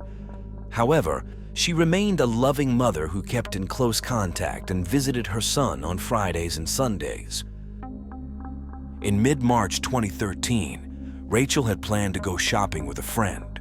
When Rachel failed to show up, her friend became worried and contacted Brittany, Rachel's sister. Brittany immediately went to the basement apartment Rachel occupied to check on her. Upon arrival, she found no signs of forced entry, but two things were unusual. Rachel's cell phone was left at home, and music was playing. It was out of character for the young mother to leave without her phone or to leave the radio on. The family informed the police about her disappearance, stating that the teenage mother was last seen on March 16, 2013, at her home in Mission. Shortly before her disappearance, Rachel had been active on various social media accounts, posting photos on Instagram and tweeting about incidents in her hometown. She had no history of running away, prompting the police to categorize her disappearance as concerning. Rachel's neighbor recalled seeing her wearing jeans with sparkly decorations on the back pockets and a purple sweater. Rachel was at her house in Mission, smoking and drinking with a man in a baseball cap around midnight on Saturday. The neighbor, who was also outside smoking a cigarette with her husband, didn't notice anything unusual or felt the need to call the police, as it seemed like Rachel was just having a friendly conversation. By 1 a.m., the neighbor looked outside again and saw that the pair had left. The following Sunday, volunteers cleaning up the northeast corner of the highway informed the police they had found clothing matching the description of what Rachel was last seen wearing. However, police investigations determined that the clothing found was not related to Rachel's case. The family was desperate due to her unusual absence. Unfortunately, after days of exhaustive searching by family, friends, and police, Rachel's body was discovered on Tuesday night. Her body was found in a ditch about 30 miles from her home by a passerby who saw it from the road and called the police. Due to the difficult terrain, a search and rescue team was called to retrieve Rachel's body. The detective stated that the initial search effort involved 25 officers but didn't anticipate the case ending in homicide. Sergeant Jennifer Pound of the Integrated Homicide Investigation Team, Canada's largest homicide unit, said in a press conference that although Rachel's murder didn't appear random, the police had no suspects in custody and no definitive motive. However, she clarified that they were not idle and had already interviewed several individuals. Officer Jennifer noted that it was still unclear whether the young woman was killed at the location where her body was found or if she had been dumped there. She added that the social media accounts Rachel frequently used could be crucial in identifying the killer. The results of the autopsy were expected within hours but would not be made public due to the ongoing investigation. Sergeant Jennifer also stated that Rachel's murder had left a void in her family, made even more painful by the fact that she had left behind a small child. She urged anyone with information that could help solve the case to come forward to the police. 2 days after Rachel's body was discovered, over 300 people braved the wind to pay tribute to the young woman at a heartfelt vigil in Heritage Park, Mission. Among the attendees were the father of Rachel's child, who held their baby in his arms, along with other family members, friends, and community members. The atmosphere was filled with sorrow and disbelief, as many of those present had participated in the search for Rachel and never imagined it would end so tragically. Speakers at the vigil remembered Rachel for her positive attitude and sense of humor. Despite the initial outpouring of grief and tributes, time marched on. Days turned into weeks, weeks into months, and months into years. Life went on for everyone, while the case seemed to stagnate or be forgotten, at least in the eyes of Rachel's family. What they didn't know was that detectives had been diligently working behind the scenes, relentlessly gathering evidence to bring the perpetrator to justice. The most shocking revelation was the direction the investigation had taken and the closeness of the perpetrator to the victim. On June 23, 2016, there was enough evidence to support charges related to Rachel's murder, and on June 24th, the responsible party was arrested without incident. On June 27, 2016, after 3 years of investigation, the Integrated Homicide Investigation Team announced that they had sufficient evidence to support the charges. The accused turned out to be none other than Rachel's half-brother on her father's side, who was 27 years old at the time of the murder. Matthew, then 31 and residing in Richmond, was charged with second-degree murder, along with a second, particularly heinous charge: desecration of a corpse for having sexual contact with Rachel's dead body and disposing of it. Sergeant Jennifer stated that it was a tragic case that had left a family with many unanswered questions. She clarified that from the beginning, the investigative bodies had worked together to follow the evidence and bring charges. She mentioned that it took 3 solid years of dedication and commitment from all the investigators involved to achieve justice for Rachel. She noted that Matthew had been considered a person of interest from the start of the investigation, but they needed to carefully piece together all the facts to avoid jeopardizing the extensive efforts made. A statement written on behalf of Rachel's family was also read, expressing their gratitude and relief at the arrest of the suspected killer, though the wait for justice continued. The start of the trial was delayed longer than Rachel's family had hoped. It wasn't until 2018 that the case finally went to court. Just as the trial was set to begin, Matthew, her half-brother, pleaded guilty to her murder. Matthew's guilty plea resulted in an automatic life sentence, but a judge during the sentencing hearing had to decide how long he should remain behind bars before being eligible for parole. For second-degree murder, the sentence typically ranges from 10 to 25 years. The Crown's lawyers and the defense attorneys presented a joint recommendation to the court in June 2018, suggesting that Matthew could be eligible for parole after serving 13 years in prison. On July 4th, 2018, as scheduled, the sentencing hearing took place in the British Columbia Supreme Court. Wendy Stephen, representing the Crown, recounted that Matthew was arrested and charged following an operation called Mr. Big, in which an undercover agent posed as the head of a criminal organization.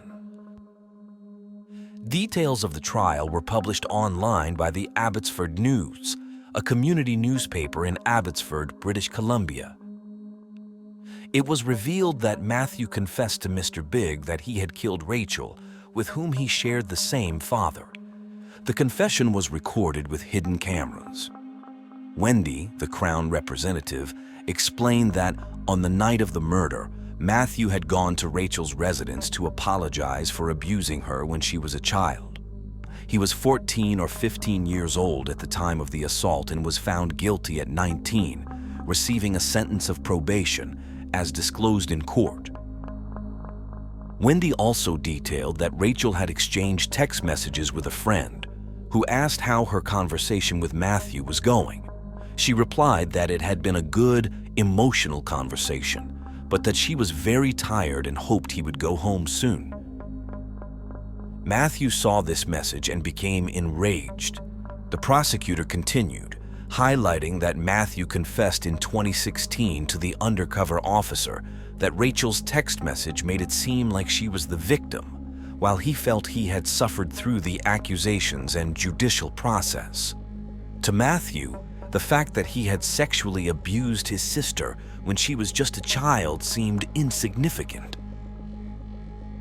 Wendy explained that, in a fit of rage, Matthew hit Rachel on the head, immobilized her, and suffocated her by covering her mouth and nose with his hand. He then transported her body to his residence in Abbotsford, sexually assaulted the corpse, and disposed of it. After committing these crimes, Matthew tried to cover his tracks by sending text messages from Rachel's phone after her death and getting rid of her keys and other personal items. When it was the defense's turn, the defense attorney argued that the murder had been a traumatic event in Matthew's life, leading to panic attacks, sleepless nights, flashbacks, and nightmares, requiring treatment for depression, anxiety, and post-traumatic stress disorder, which he was receiving in prison. He claimed that Matthew had an unstable childhood, shuffling between parents and grandparents, which generated a lot of unresolved anger and frustration. However, she stated that he could improve as he was participating in prison programs that helped him understand his issues.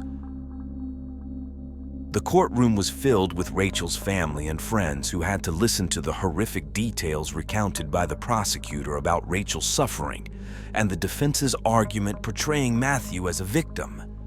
Wendy then read the victim impact statements aloud, representing Rachel's sister, mother, and the father of her child, detailing the devastating emotional toll her death had taken on the family. On July 4th, 2018, the judge agreed with the joint sentencing recommendation made by the Crown and defense attorneys during the June hearing. He stated before the British Columbia Supreme Court that he believed 13 years was an appropriate time for Matthew to become eligible for parole, based on sentences in similar cases. He emphasized that Matthew would still serve a life sentence, even if granted parole, as he would always be subject to certain conditions.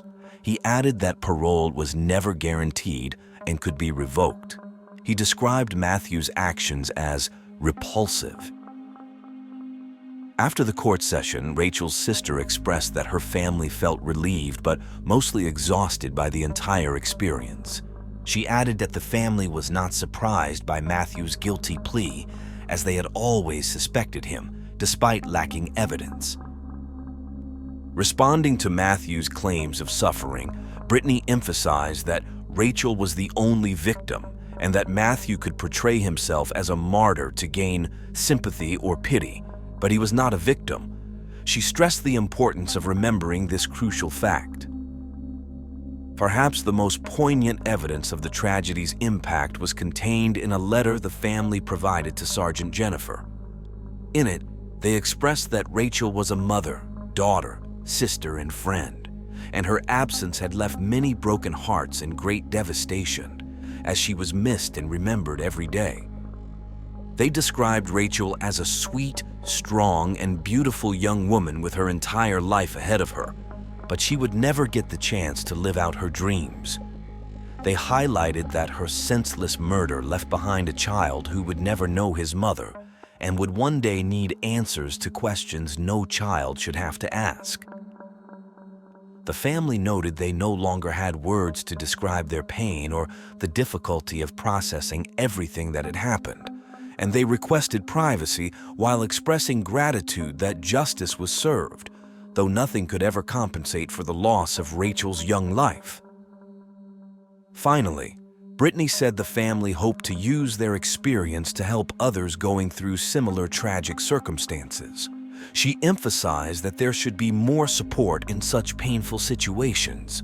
She remarked that no mother should have to close her deceased daughter's bank account or receive mail addressed to her dead daughter in response to some bureaucratic procedure, as it was too difficult to bear. Brittany suggested that it would be very helpful to have someone designated to handle tasks such as making phone calls to various government agencies so that families wouldn't have to repeatedly explain that their loved one had passed away. She announced that, holding on to hope, the family was trying to focus on raising Marco, Rachel's son, who was 6 years old at the time of the sentencing and was as good and smart as his mother.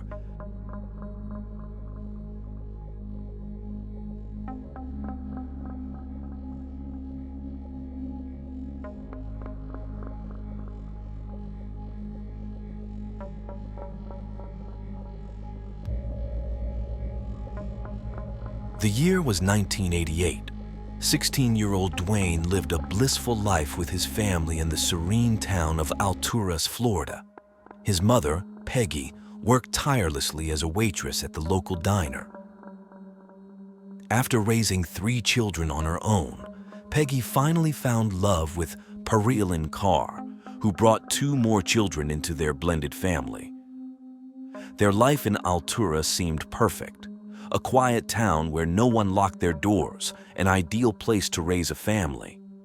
But on October 23rd, their lives took a tragic turn. In the early hours, Peggy left for work as usual. However, soon after arriving at the diner, she began to feel a burning sensation in her legs and feet, followed by intense chest pain. She was rushed to the hospital, almost incapacitated. Despite thorough testing, doctors couldn't pinpoint the cause of her illness and sent her home with pain medication. A week later, on October 30th, the nightmare escalated. Peggy, Dwayne, and his stepbrother Travis were all rushed to the hospital with identical symptoms. The pain was unbearable, leaving them in tears thinking they were going to die. Peggy was admitted to the intensive care unit. An infectious disease specialist noticed something alarming. Peggy's hair was falling out in clumps, a sign that pointed to possible poisoning. He decided to test for thallium, a deadly poison banned in the US in 1972, but still present in old rat poison. The test results were horrifying. Peggy had 50 times the lethal amount of thallium in her system. The next day, October 31st, she fell into a coma. Travis was put on a respirator and Dwayne showed no signs of improvement. The police launched an urgent investigation. Their goal was clear: find the source of the poisoning to prevent further harm. They scoured the orange groves, tested the neighborhood water supply, and even examined the diner where Peggy worked. Yet, no traces of thallium were found. As news spread, panic gripped the community. People demanded answers, fearing for their own safety. Investigators descended upon the Carr home, meticulously collecting dust samples and gathering over 400 household items for lab analysis. One of these items raised alarm bells: a 6-pack of Coke bottles, 3 of which remained unopened. Tests revealed that each contained more than a gram of thallium, enough to kill an adult. The detective in charge quickly realized there were only 2 possible scenarios. The first involved product tampering at the Coke factory. If that were the case, how many more people might have consumed the poison?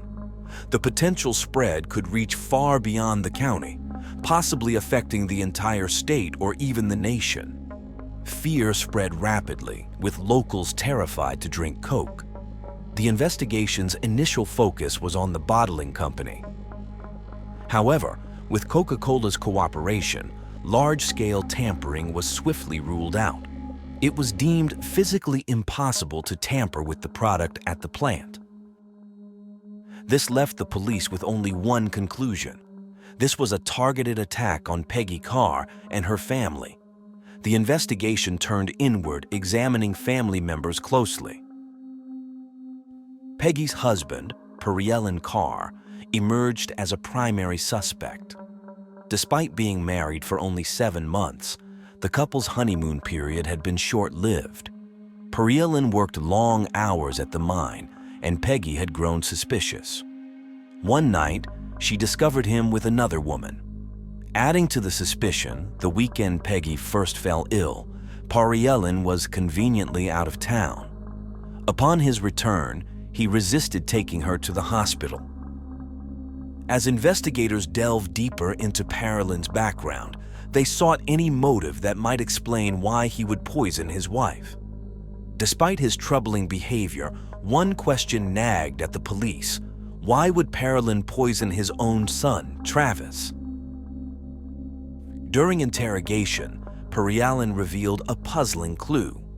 On June 14th, 4 months before Peggy fell ill, Dwayne found a letter in the mailbox.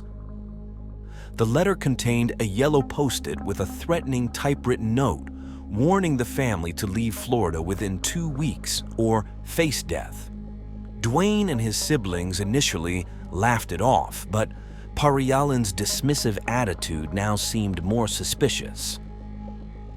The police later learned that this was not the first ominous incident in the Carr household.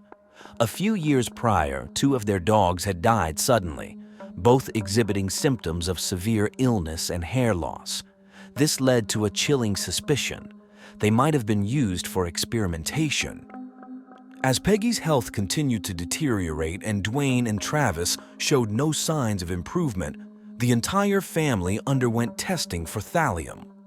The results were far more alarming than anyone anticipated. Every member of the household, including Pariellin Carr, had traces of thallium in their system. This revelation cleared Pariellin as a suspect, as it seemed implausible that someone with the knowledge to commit such a crime would risk ingesting the poison themselves. Even Peggy's 2-year-old granddaughter, Casey, had traces of thallium. On March 3, 1989, after 5 months of suffering, Peggy's condition reached its tragic conclusion.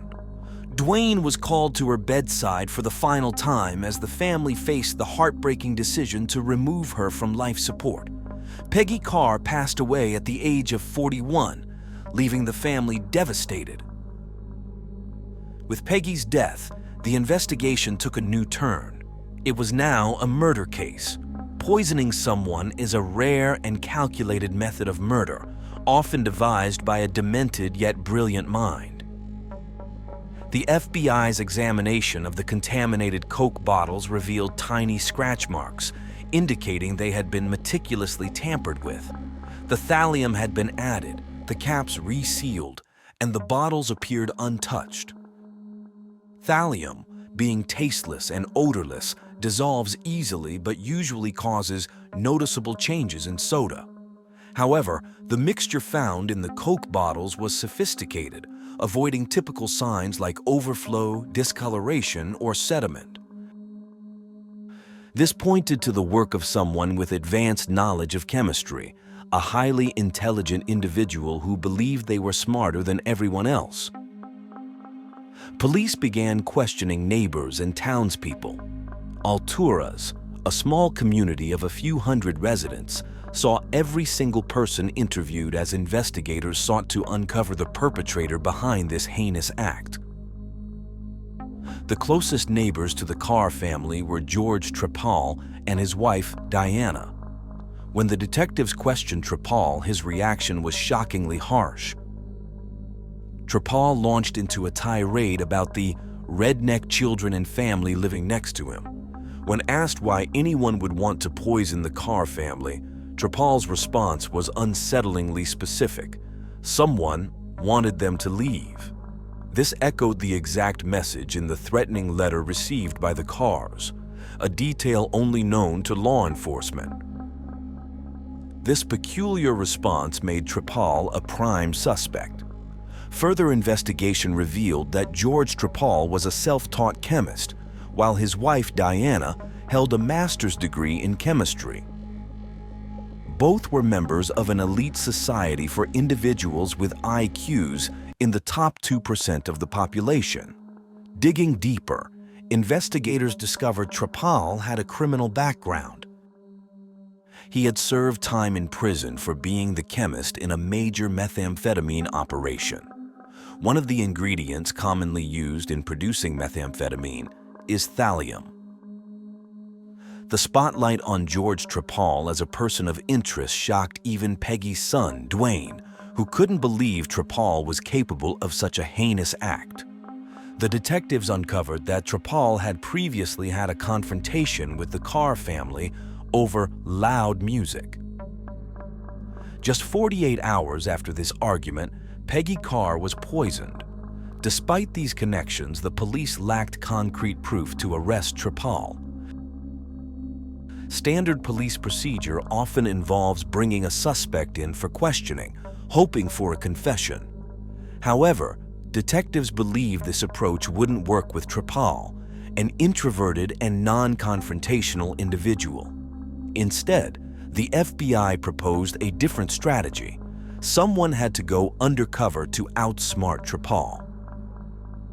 The police assigned Special Agent Susan Gorick to infiltrate the group to which George Trepal belonged. The aim was to gain Trepal's trust and gather enough evidence to prove his involvement in the poisoning. Initially, it seemed that Detective Susan Gorick would only need to go undercover for a weekend.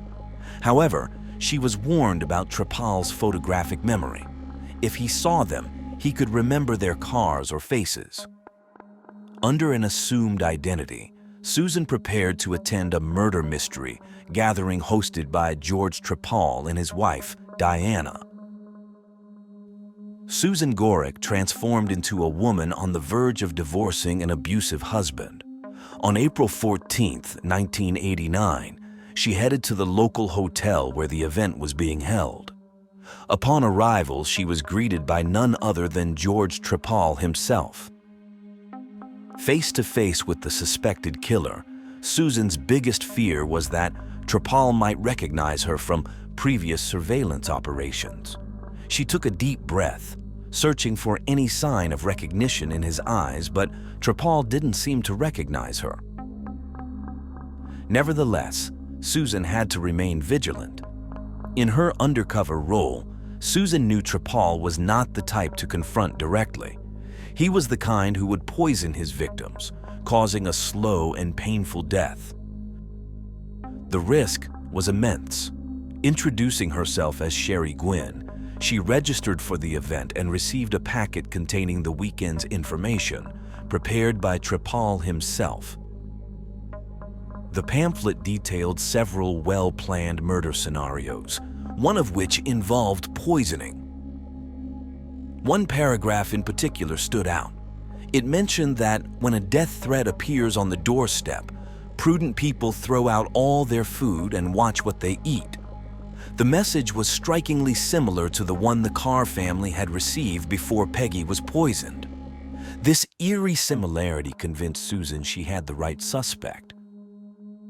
Throughout the weekend, Susan engaged Trepal in conversation, carefully watching every word he said, knowing one slip could cost her life. When Trepal asked about her background, Susan mentioned her fictional husband, a lawyer from Houston, Texas, and how she had left him. Trepal shared how he could tell when someone was lying by the way their neck muscles moved, making Susan even more nervous. Before the weekend ended, she confided in Trepal that she intended to move to Florida to escape her husband.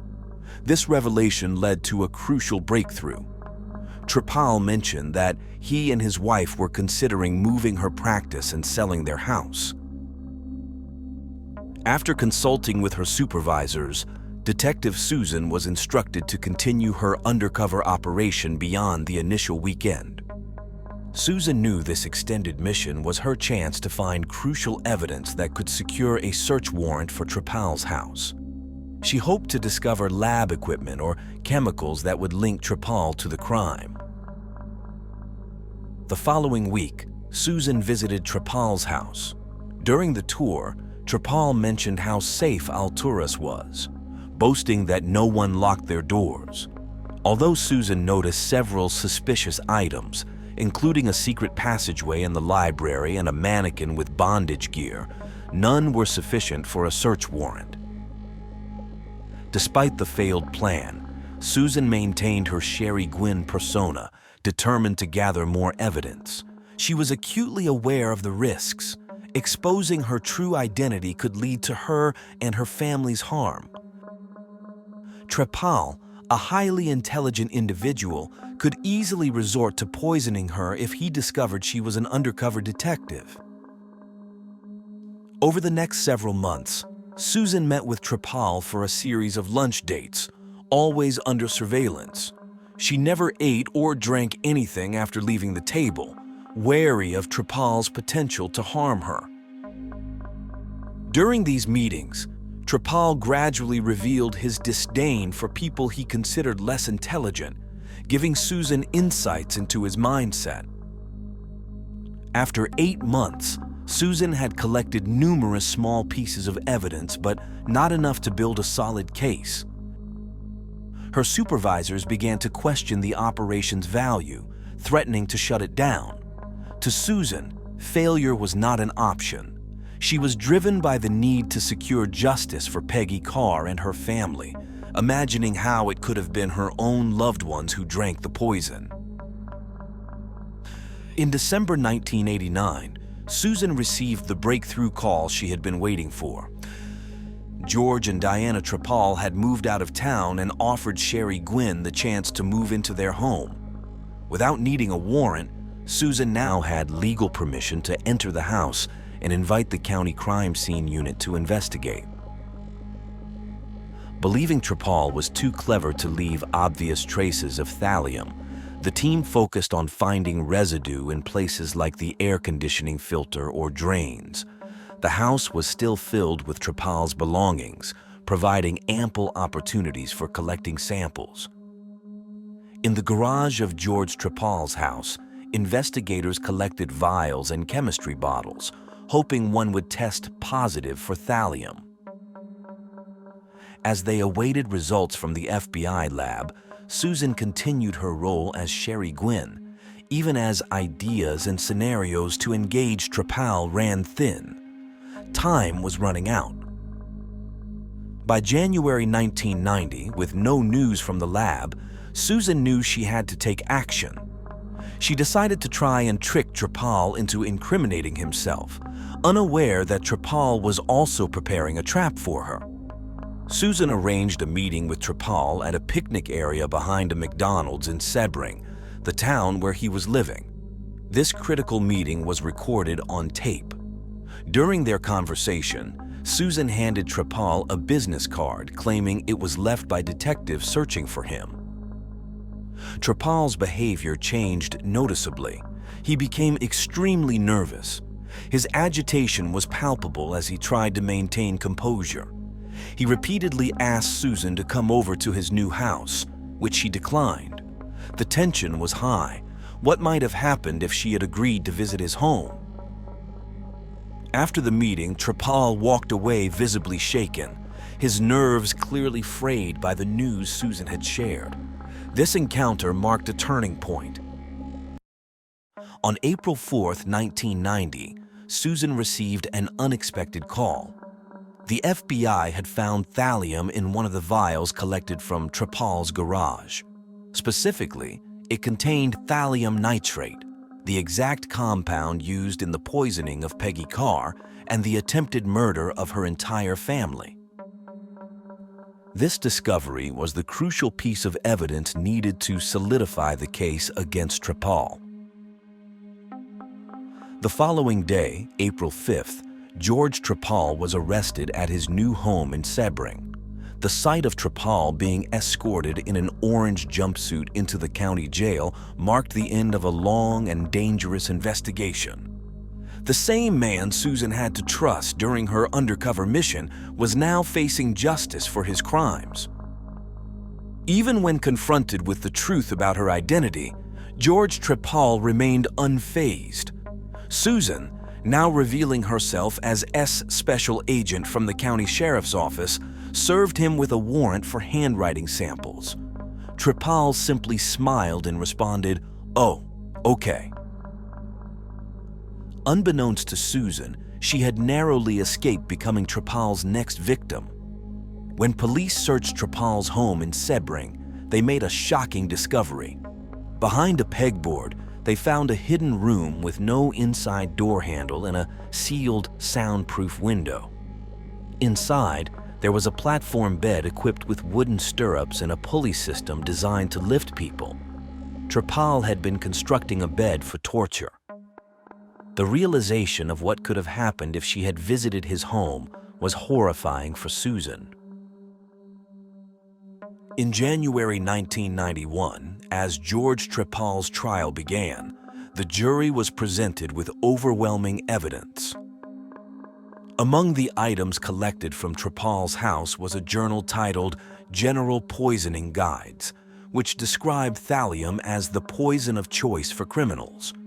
The journal contained references to getting rid of neighbors, and 55 fingerprints in the journal matched Trepal's. The prosecution also showcased the tools used to tamper with the Coke bottles. A set of tiny screwdrivers, one of which was missing, perfectly matched the tool marks on the bottle caps. This damning evidence shocked the jury. Throughout the trial, Trepal remained calm and emotionless, sometimes even smiling. His lack of remorse and his calculated actions demonstrated a chilling level of evil.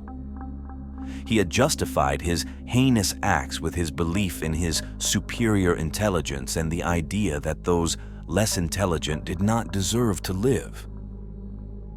The trial lasted 2 months, but it only took the jury 4 hours to reach a verdict. On March 6, 1991, nearly 2 years after Peggy Carr's death, George Trepal was found guilty on all counts. He was sentenced to death. The final sentence was delivered with gravitas. The defendant, George James Trepal, shall be electrocuted until he is dead. With these words, justice was served for Peggy Carr. Special Agent Susan's relentless dedication and bravery brought a criminal mastermind to justice.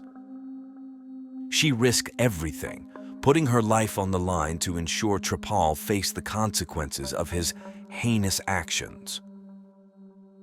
Reflecting on Susan's efforts, one cannot help but admire her courage.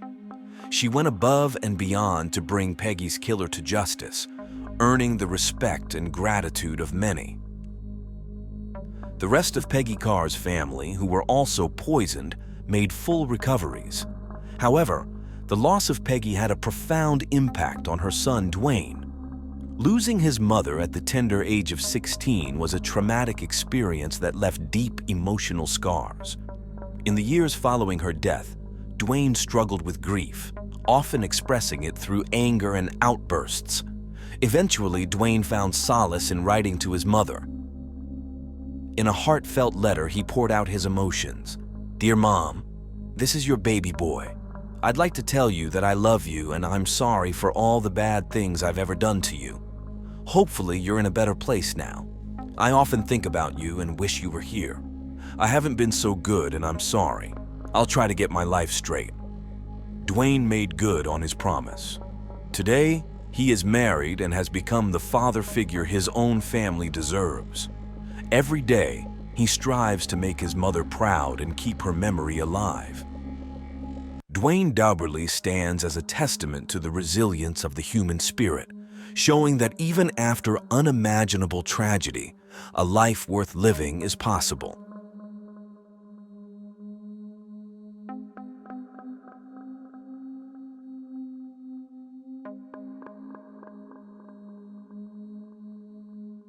Most people would be thrilled to accept a job with a good income and benefits without much hesitation. However, failing to thoroughly research the job or employer can result in being scammed, or worse, it could cost you your life.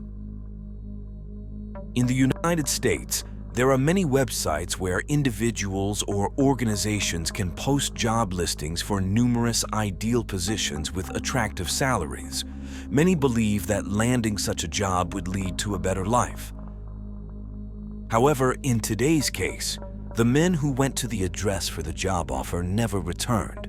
What happened to them? Who hired them? And for what purpose? Richard Beasley was born on June 15, 1959, in Washington, D.C., United States. His mother, Carol, whose maiden name remains unknown, became pregnant at a young age.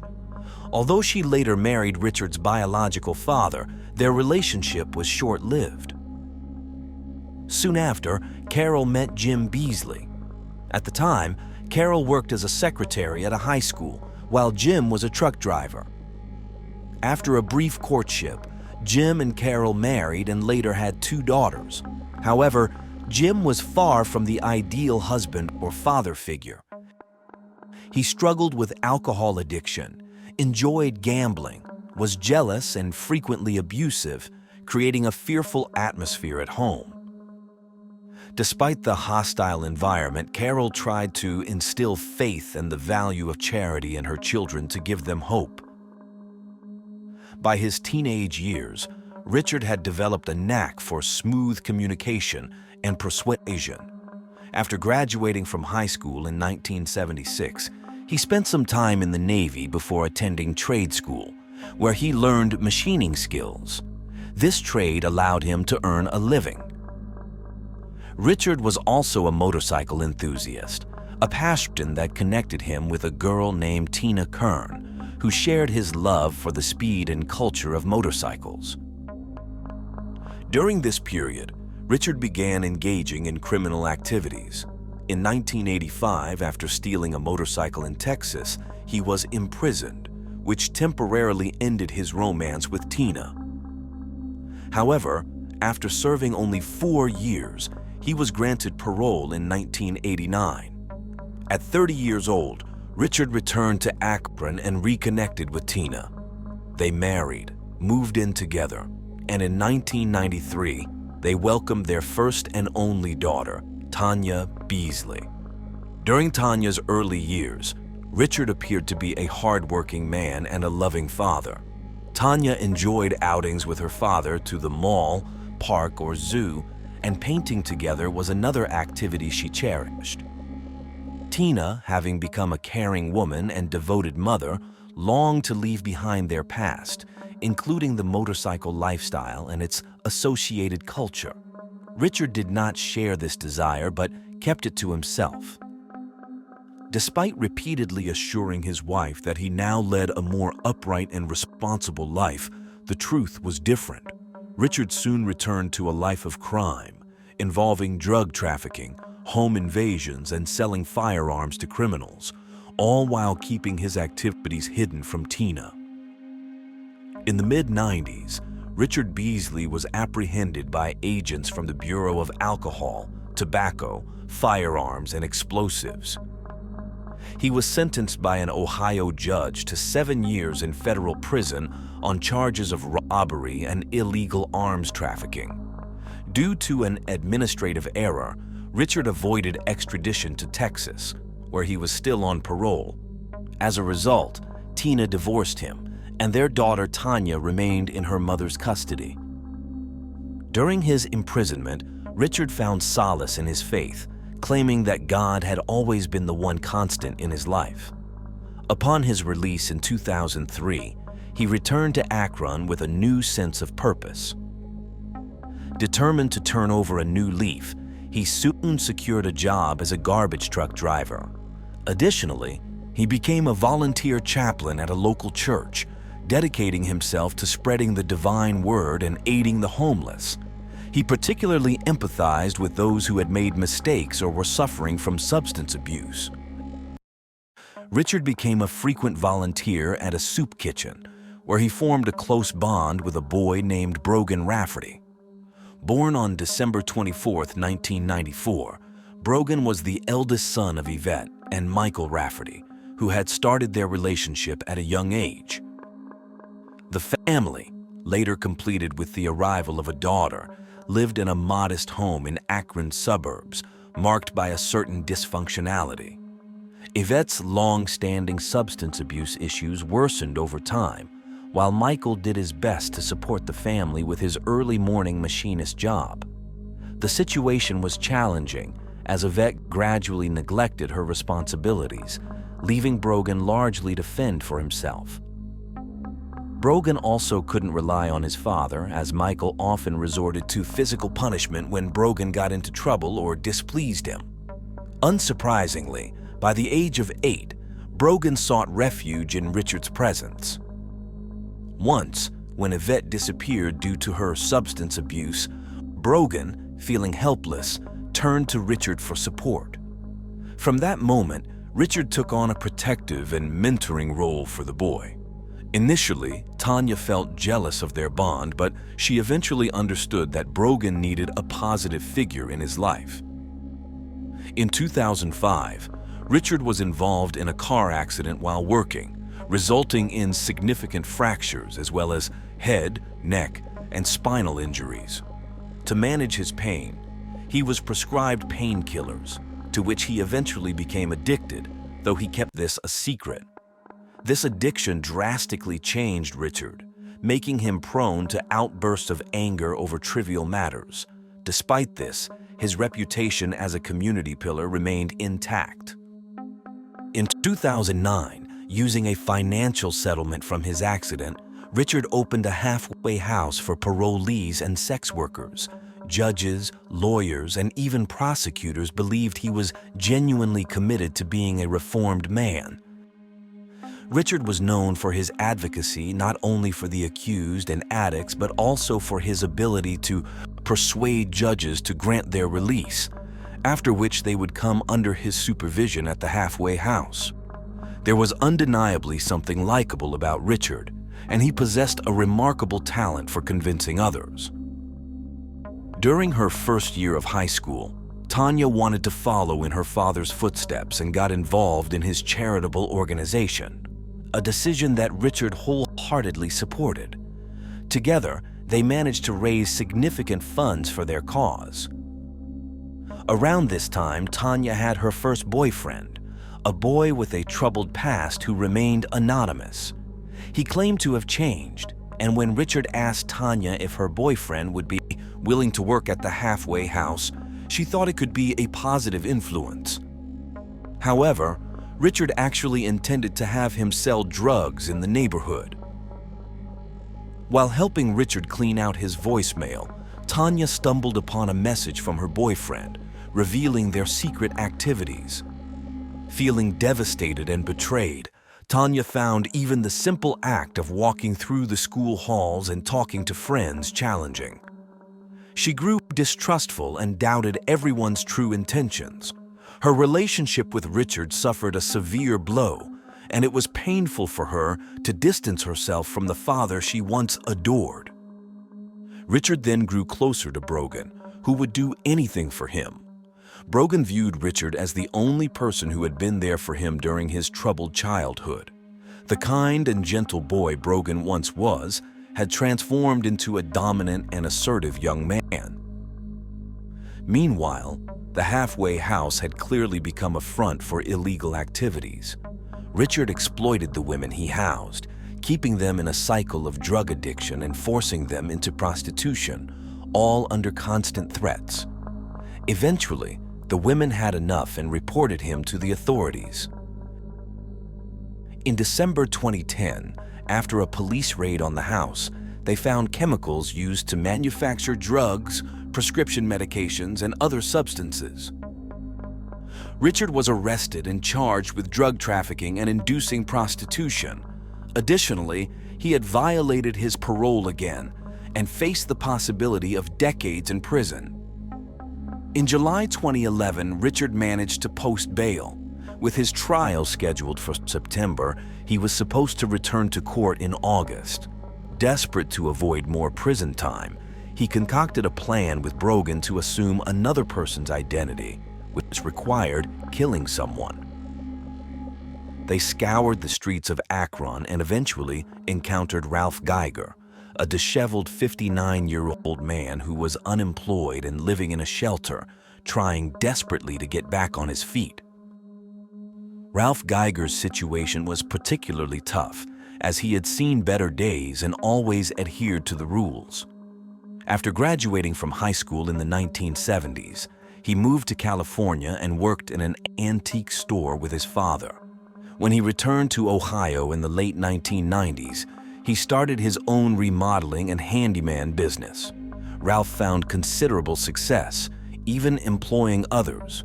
However, by the early 2000s, the economic recession and housing market collapse left him homeless. Though Ralph had no wife or children, he did have a genuine friendship with Summer Raleigh, a 26-year-old woman who saw him as a father figure. Determined to improve his circumstances, Ralph frequently used the public library's computer to search for jobs. This was where Richard approached him with an enticing job offer, taking care of a cattle ranch and handling general maintenance. The job came with a 2-bedroom mobile home, rent-free, and a salary. Seeing this as an incredible opportunity, Ralph immediately accepted. He shared the good news with Summer, but curiously did not provide details about how he found this dream job. On August 8, 2011, Ralph called Summer to tell her he was on his way to his new job. She wished him luck and asked him to stay in touch. That same day, he got into Richard's car, with Brogan driving. About 90 minutes later, they stopped in a forest. Richard invited Ralph for a walk, and with Brogan by his side, he coldly murdered Ralph. They then took his documents. Brogan was tasked with the gruesome job of digging a grave to dispose of the body. On the way back, Richard threatened Brogan with a knife, warning him that if he spoke, his mother and sister would be in danger. The following week, Richard assumed Ralph's identity to secure housing and a job. When he missed his court date in August, a warrant for his arrest was issued. Richard, needing to go into hiding again, moved to another room in mid-October, this time with a man named Joe. He asked Joe to share his internet service. Richard did not completely abandon his previous hideout, thinking it would be useful to have 2 different places to take refuge. Recognizing the potential of the internet but aware of his limitations, he turned to Tanya for help. Under a fabricated story, Richard asked his daughter Tanya to create an account on a classifieds website, and she agreed. Richard then posted the same job offer that had lured Ralph, using the pseudonym Jack. The ad sought a specific profile, a single, older man, someone who might be down on his luck. In a declining economy with high unemployment rates, the responses came quickly. In mid-October, Richard responded to David Pauley, one of the applicants. David, around 50 years old and from Norfolk, Virginia, was unemployed and had divorced in 2009. He had a son, and these circumstances had left him a sad man. He spent hours aimlessly browsing the internet with little hope. His family details are sparse, but it's known he had a twin sister named Deborah. When David saw the ad, he thought it was too good to be true, but felt tempted nonetheless. Richard, while providing details about the job, also mentioned his role as a preacher. When David shared that he had many possessions to sell, Richard saw an even greater opportunity. They arranged to meet on October 23, 2011, in Marietta, Ohio. David excitedly shared the news with Deborah, feeling triumphant about securing what he considered a great job offer. He even remarked to his sister that it seemed like a divine blessing. On October 22, 2011, David prepared for his departure, calling Deborah and promising to stay in touch as much as possible given the rural setting. Meanwhile, Richard and Brogan drove to the forest where Ralph was buried, and Brogan dug a new grave. The next day, David met Richard and Brogan at a restaurant for breakfast. Afterward, they headed to the remote area where Richard claimed his property was located. Upon arriving at the site, Brogan excused himself to go to the bathroom, leaving Richard alone with David. Seizing a moment when David was distracted, Richard drew a gun and shot him. David fell to the ground, lifeless. Hearing the gunshots, Brogan ran back and found Richard rifling through David's pockets. Following Richard's orders, Brogan disposed of the body in the freshly dug grave. Acting as if nothing had happened, they returned to the restaurant in Marietta and took David's car, along with his belongings. These included tools and even Christmas decorations. They sold everything, making around $1,000. However, Richard's addiction was costly, and the money quickly vanished within just 15 days.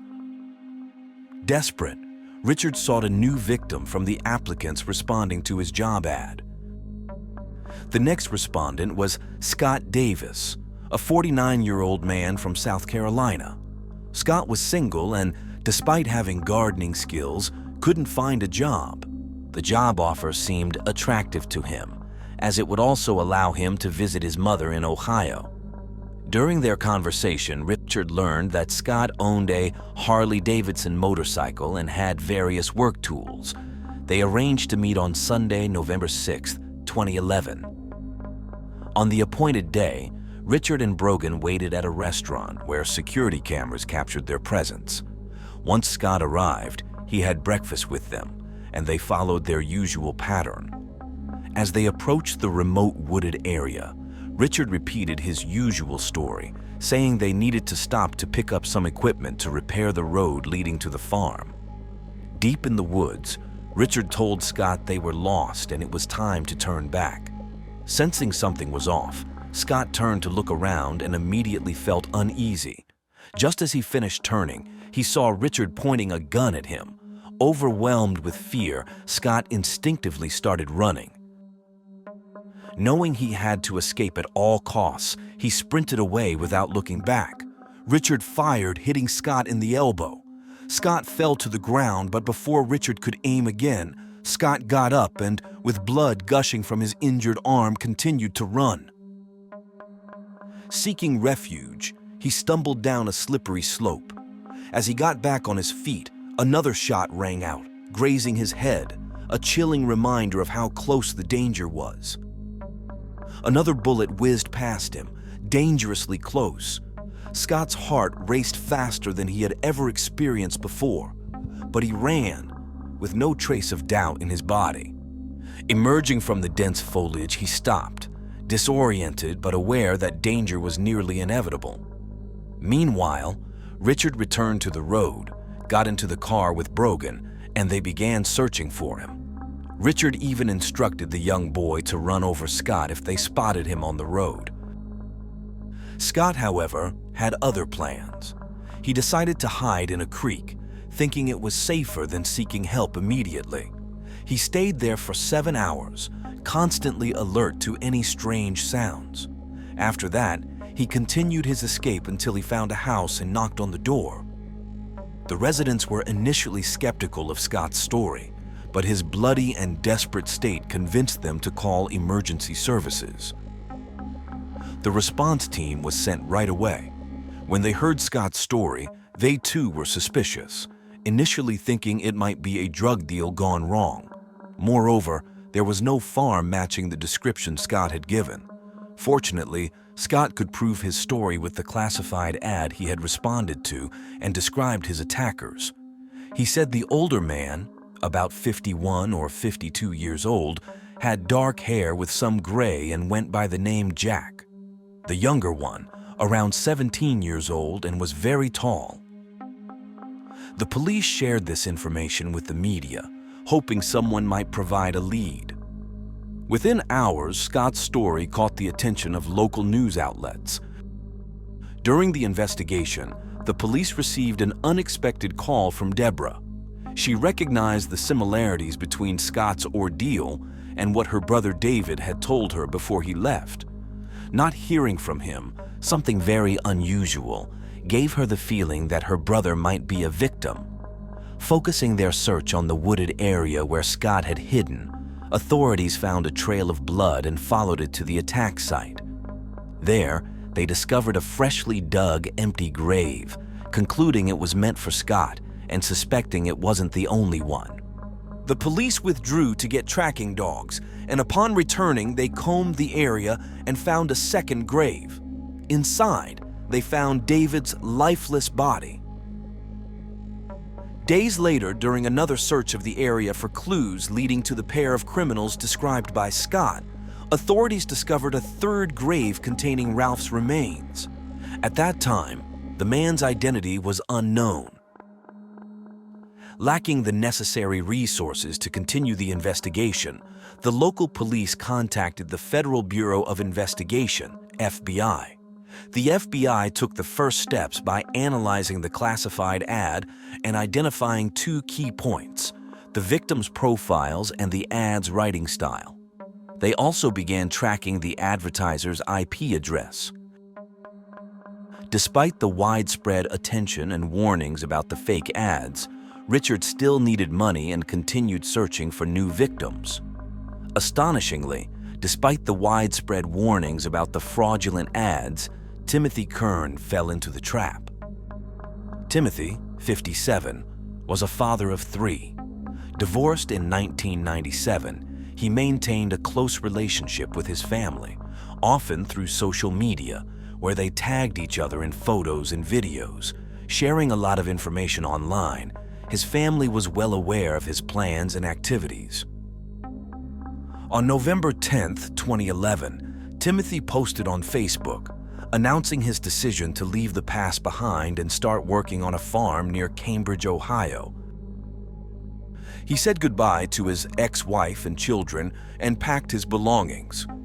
On the morning of November 13th, he sent a final message to one of his children. Aware that the police were on his trail, Richard altered his strategy, which effectively kept the authorities at bay. Thus, Timothy's meeting with the duo took place at an abandoned shopping center. Once there, Richard followed his usual routine. When his victim was distracted, he pulled the trigger.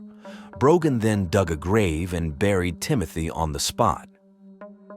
Meanwhile, the FBI's efforts to trace the ad's IP address led them to a house in Akron.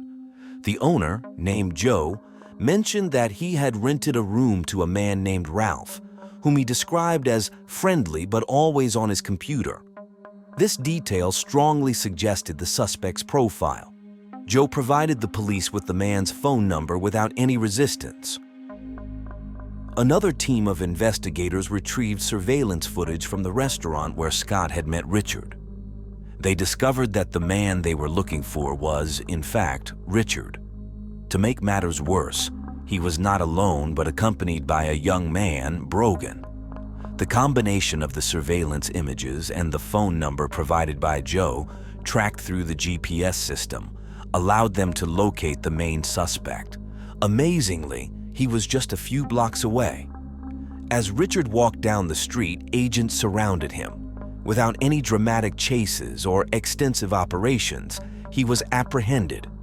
A subsequent search of the 2 residences he had used revealed additional information, including documents and photos. It was finally confirmed that the second body was Ralph's. Not long after, agents arrested Brogan at his home. Thanks to his statements, the police were able to locate Timothy's body.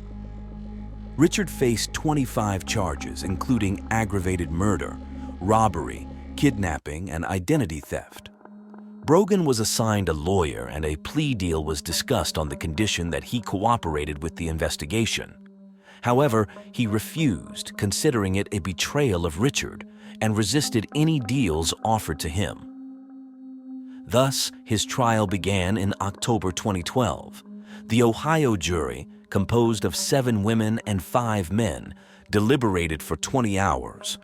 Brogan was acquitted of the identity theft charge but found guilty on all other counts. He was convicted of 3 counts of aggravated murder and 1 count of attempted murder. The jury noted that his age made the decision difficult. On November 13, 2012, Brogan was sentenced to life without parole for 70 years. In Richard Beasley's case, once the facts were established regarding the murders of Ralph Geiger, David, and Timothy Kern, the jury found him guilty in March 2013 of 26 counts, including aggravated murder, kidnapping, and aggravated robbery. They unanimously recommended the death penalty. Consequently, in April 2013, during the sentencing hearing, Richard was condemned to death. However, a procedural error in the first trial led to a re-evaluation of the facts in 2020, reaffirming the sentence. Currently, while awaiting execution, Richard continues to proclaim his innocence. His daughter, Tanya Beasley, has shared on various programs that guilt plagued her for many years, feeling she might have inadvertently helped her father without knowing about his crimes. Despite this, she has strived to live her life as correctly as possible and even met with the son of one of the victims to express her solidarity.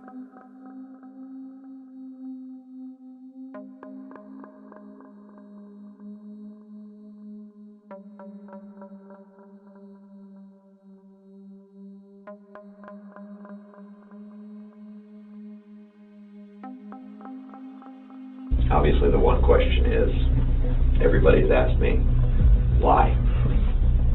I understand why Casey, why the boys, why your daughter. Michael Wayne Jones was born on May 1st, 1981, in the small town of Brattleboro, situated in Vermont, USA. While the identities of his parents remain unknown, it is evident that his family life was fraught with complexity and difficulty. From a tender age, Michael was a witness to the repeated physical and mental abuse between his parents, and he too was a victim of this mistreatment. These issues seem to be a tragic and enduring legacy, affecting both sides of his family. During Michael's early years, his father was incarcerated for reasons that are still unclear. This event deeply affected Michael, creating a profound sense of emptiness in his life. Seeking a fresh start, his mother remarried and had another son named Dana. Michael found some joy in having a sibling, but their home life remained far from ideal. His stepfather's inability to maintain steady employment placed the entire financial burden on his mother, who was forced to take on 2 jobs. Compounding their difficulties, Michael's stepfather exhibited aggressive behavior toward both him and Dana. The use of violent disciplinary methods created an environment of fear and oppression. If Michael arrived late to school or made a mistake, he was harshly punished, often locked in a shed, and subjected to sexual abuse. Despite the harshness of his life, Michael showed a generous and protective nature. In such dire circumstances, he often took on the role of protecting Dana, sometimes enduring punishments meant for his brother to spare him the pain. This courageous and loving behavior forged a strong bond between the brothers, with Michael becoming a figure of admiration for Dana. The stepfather's control was so stringent that Michael was rarely allowed to interact with other children from school or the neighborhood. His mother, living in fear of her husband, was unable to confront or oppose him. This created an atmosphere of isolation, secrecy, and oppression within the household. Without any external support, Michael and Dana had to endure the ongoing abuse. The bleak atmosphere of their home did not go unnoticed by the neighbors, who began to suspect the presence of abuse. On one occasion, driven by desperation, Michael ran away from home. But Michael had no clear destination, so he was eventually found by the authorities. When questioned about his reasons for leaving, he shared the difficult story of his family life. However, he received no assistance regarding his situation. Despite his efforts to appear fine to those around him, Michael's true feelings were hidden beneath the surface. As he entered adolescence, his low self-esteem significantly affected him, leading to a depression that required medical treatment. The only respite from his pain was his high school. There, despite his introversion and loneliness, Michael felt somewhat at ease as responsibilities helped him forget his oppressive home life. He was fortunate to meet Dorothy, who owned a nearby business. She introduced him to her daughter, whose name remains unknown. Michael formed a friendship with the girl, which eventually turned into an on and off relationship. This special connection allowed Michael to reveal a kind, affectionate, and protective side of himself. Dorothy was delighted by this new facet of Michael, but was also concerned. He always seemed on edge when it was time to go home. Although Dorothy's daughter often visited him, Michael did everything he could to keep her away from his house. With so many signs, Dorothy finally decided to delve deeper in her conversations with Michael. He then confided in her about his constant worry for his mother and brother's well-being. This allowed her to glimpse the emotional burden and anguish he carried. Their friendship provided Michael with a temporary respite from his difficulties, a space where he could express his feelings. After high school, Michael made a life-changing decision by joining the United States Navy.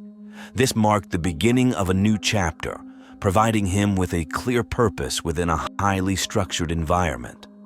As he developed a deep love and attachment for the Navy, Michael realized how right his choice had been. This sense of well-being was largely due to the new friendships he formed with his fellow servicemen. Despite occasionally drinking, he always showed up for work and proved to be a calm and relaxed individual. At the time, Michael was dating a fellow service member whose name has been kept confidential. However, it became clear that the relationship was imbalanced as she was physically abusive. This revived old shadows of his family environment. When his relapse into depression became evident, he decided to leave her. He then focused on excelling in his career, which included undergoing additional training to provide medical care in combat situations. This earned him an assignment with the Marines in a medical role. During this period, Michael met a young woman named Sarah. They fell in love and eventually got married. Following their marriage, Michael left the Marines to focus on his new role as a husband. Sarah played a crucial role in Michael's life, helping to keep him on the right path. Together, they welcomed 3 children, and Michael dedicated himself to being a good father, always striving to provide them with the best upbringing possible. Although Sarah took the lead in many decisions, Michael consistently supported her choices. Around 2011, Sarah found a job in Central Florida, specifically in Orange County, and the family relocated there. She worked at Mount Dora Animal Hospital, managed by Beau Delaporte.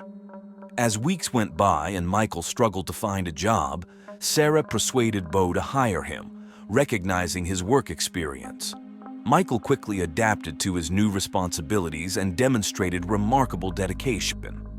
He always exuded joy, and it was evident to everyone that he loved his work, caring for animals and attending to their owners. His positive attitude made him highly sought after, with pet owners preferring his services. His employers grew very fond of him, especially Beau, who, beyond their professional relationship, extended his friendship and trust to Michael. Beau even began to delegate some management responsibilities of the animal hospital to him. Everything was going smoothly, and in 2014, Beau hired a new veterinary technician, Casey. Born on December 23, 1986, in the city of Ossian, Indiana, Casey was the second daughter of Nickley and David. Her siblings were Sarah and Brandy. From a young age, Casey was undoubtedly the heart of her home, her overflowing energy lifting everyone's spirits, even beyond her family. As she grew, Casey showed great love for others, driven by a special connection to her spirituality. No matter the challenges, her strength lay in her faith and personal values. During her time at high school, Casey met Richard. Initially, their attraction was mutual. However, after dating for a few weeks, Richard began to notice certain behaviors in her. Despite her kind side, Casey also exhibited jealousy and possessiveness. Her insecurity led to an abusive side, expressed through words and actions. Nonetheless, Richard persisted, and with patience and calm, they married after completing their studies. Over time, Casey's mother decided to move to Florida, and shortly after, Sarah and Brandy followed her. Given Casey's close relationship with her family, She and Richard also relocated to the same state in 2009. As they settled in, Casey found occasional jobs as a transporter and sometimes worked as a dog groomer while learning the trade of a veterinary technician. During this period, the couple welcomed their first child, Cameron, and their happiness was evident. Cassie showed immense maternal devotion, making Cameron's well-being her top priority. A few years later, their joy grew even more with the birth of their second child, Preston. The children thrived in an ideal environment, filled with laughter and the loving care of their parents. As Casey advanced in her veterinary technician career, she found a job at an animal clinic where she met Michael, who had become Beau's right-hand man. From the beginning, Michael and Casey got along exceptionally well, but Beau and his wife sensed that their apparent friendship hinted at something more. This attraction, despite being inappropriate given the circumstances, was undeniable for Michael, even at the risk of being discovered by Sarah. The inappropriate attraction affected Michael's focus at work, leading to a decline in his performance, although he was always eager to meet Casey's needs and requests. She reciprocated his attention, and it wasn't long before they embarked on an affair. Eventually, both decided to divorce their respective spouses. Sarah gained custody of their 3 children and moved to Jacksonville, while Casey and Richard agreed on shared custody with fixed schedules that Casey strictly adhered to. She took responsibility for transporting Cameron and Preston, diligently fulfilling her parental duties. Meanwhile, Beau grew increasingly frustrated with Michael's declining performance. Additionally, Michael made inappropriate advances toward other clinic employees. When Michael requested leave to travel to his hometown, claiming his mother's death, Beau later discovered it was a ruse for a beach vacation. This betrayal led Beau to terminate Michael's employment. In retaliation, Michael broke into the clinic, stealing money, computer equipment, and even a weapon. Beau identified Michael as the culprit and reported him to the police. With Casey's help, Michael fled to New Mexico but was eventually captured and brought to justice. However, after a brief stint in prison, he was released. Despite everything, Casey's trust in Michael remained unshaken. They soon moved in together, and Michael took on the role of stepfather to Cameron and Preston. By 2017, around Halloween, Michael and Casey finally tied the knot and moved into a 2-bedroom, 2-bathroom trailer. Despite the limited space, the modest rent made them feel fortunate to have each other. That same year, they welcomed their first daughter, Merkali, followed by Ayana the next year. While Michael worked as a construction laborer to support their 4 children, Casey took pride in her role as a homemaker. She cherished every stage of her children's growth and sought ways to preserve those unique moments. This led her to create a YouTube channel to share special milestones of their family. On the surface, their life seemed idyllic, with Michael exuding calmness and Casey's laughter often heard in the background of their videos. However, behind closed doors, the couple frequently clashed, and their arguments had become a constant issue. Distrustful of Michael, Casey made a habit of checking his phone. She also grew suspicious whenever he worked long hours. On the night of July 10th, 2019, while the children slept, a heated argument erupted between them. The trigger was Casey's discovery of a supposed infidelity on Michael's phone. The confrontation quickly escalated from verbal to physical. In a fit of rage, Casey grabbed a baseball bat and shoved Michael with it. Overcome with anger, Michael managed to wrest the bat from her and in a blind fury struck her repeatedly, ultimately killing her. Michael then placed Casey's body in a plastic bag and stored it in a closet. He attempted to clean up the scene as best as he could. The next morning, he decided to take further steps to avoid the children discovering what had happened. He loaded her remains into his car. In the following days, to avoid suspicion, Michael continued to share content on Casey's social media accounts. On July 26th, Pretending to be Casey, he texted Richard asking him to take care of Preston and Cameron. He did the same with Casey's mother, instructing her to look after Mercalli and Ayanna. When Richard came to pick up Cameron and Preston, he found Casey's absence strange and voiced his concerns to Michael, who brushed it off, saying she had left town for a few days. Casey's mother had a similar reaction when she came for Mercalli and Ayanna. That same day, Michael called Sarah, telling her that he was separating from Casey and needed to see his children while she worked. Later, he picked them up and took them to his residence. During the drive, the children noticed a foul odor in the car, similar to rotting meat. For 2 weeks, Michael continued to drive between his home and Sarah's residence to visit his children, all while Casey's lifeless body remained in the car. As days passed without any word from her daughter, Casey's mother began to sense that something was wrong. On August 10th, Richard returned Cameron and Preston to Michael, and this time, Casey's absence caused him much greater concern. During their brief conversation, Michael apologized for being the cause of their divorce and acknowledged the challenges Richard had faced during his time with Casey. As the new school year approached, Michael realized that the absence of the children and Casey would raise questions from the elementary school staff. One night, on an unspecified date, he dragged Cameron out of bed and suffocated him, then placed his body in a suitcase. The next morning, he did the same with Preston, this time putting the body in a garbage bag. A few days later, the trailer park owner served Michael an eviction notice, giving him a maximum of 2 weeks to leave. Amid this grim situation, Michael went to pick up Mercalli and Ayanna. When Casey's mother saw him again, still without Casey, she had a nervous breakdown. Her mind was fixated on one question: where was her daughter? As Michael drove with the girls, he was suddenly overwhelmed with guilt. He felt he had no choice but to turn himself in at a police station. However, after lingering at the entrance for a while, he changed his mind and drove back home. Once there, he filled the bathtub with water and drowned Mercalli and Ayanna. After they stopped breathing, he placed their bodies in a plastic container.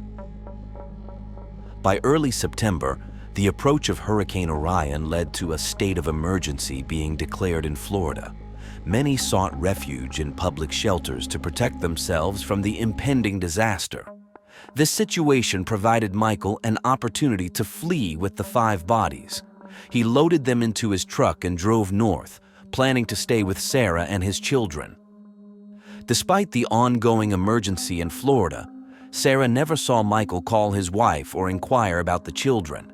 This made her uneasy, but aware of the marital issues, she chose not to ask questions. After the hurricane passed, Michael's neighbors reported a foul smell coming from the trailer to the property owner. Assuming the Jones family had already left, the owner first peeked through the windows and then entered the trailer. Aside from the furniture and personal belongings, nothing seemed amiss, but the stench was unbearable. By this time, Casey's, desperate to find an explanation for her daughter's absence, speculated that Michael might be in trouble with the law again and was hiding. She concluded that her daughter might be in hiding for safety reasons, but instead of staying idle, she contacted the sheriff's office to request a welfare check on Casey. When the officers conducted the welfare check, they found the house empty and seemingly recently cleaned. However, the presence of cleaning supplies near the door contrasted with the persistent smell of decomposition. Despite this, the property owner arrived and asked the officers to leave. Meanwhile, with the body still in his vehicle, Michael left Sarah's house and drove across the state border into Georgia. There, near a wooded area, he disposed of Cameron, Preston, Mercalli, and Ayanna. While driving on the highway and checking his GPS, Michael lost control of his vehicle and crashed. Surprisingly, he emerged unscathed, but the vehicle was completely wrecked. Police officers quickly arrived at the scene and immediately noticed the terrible odor coming from the truck. When they opened the suitcase, they were met with a horrifying sight: Casey's remains.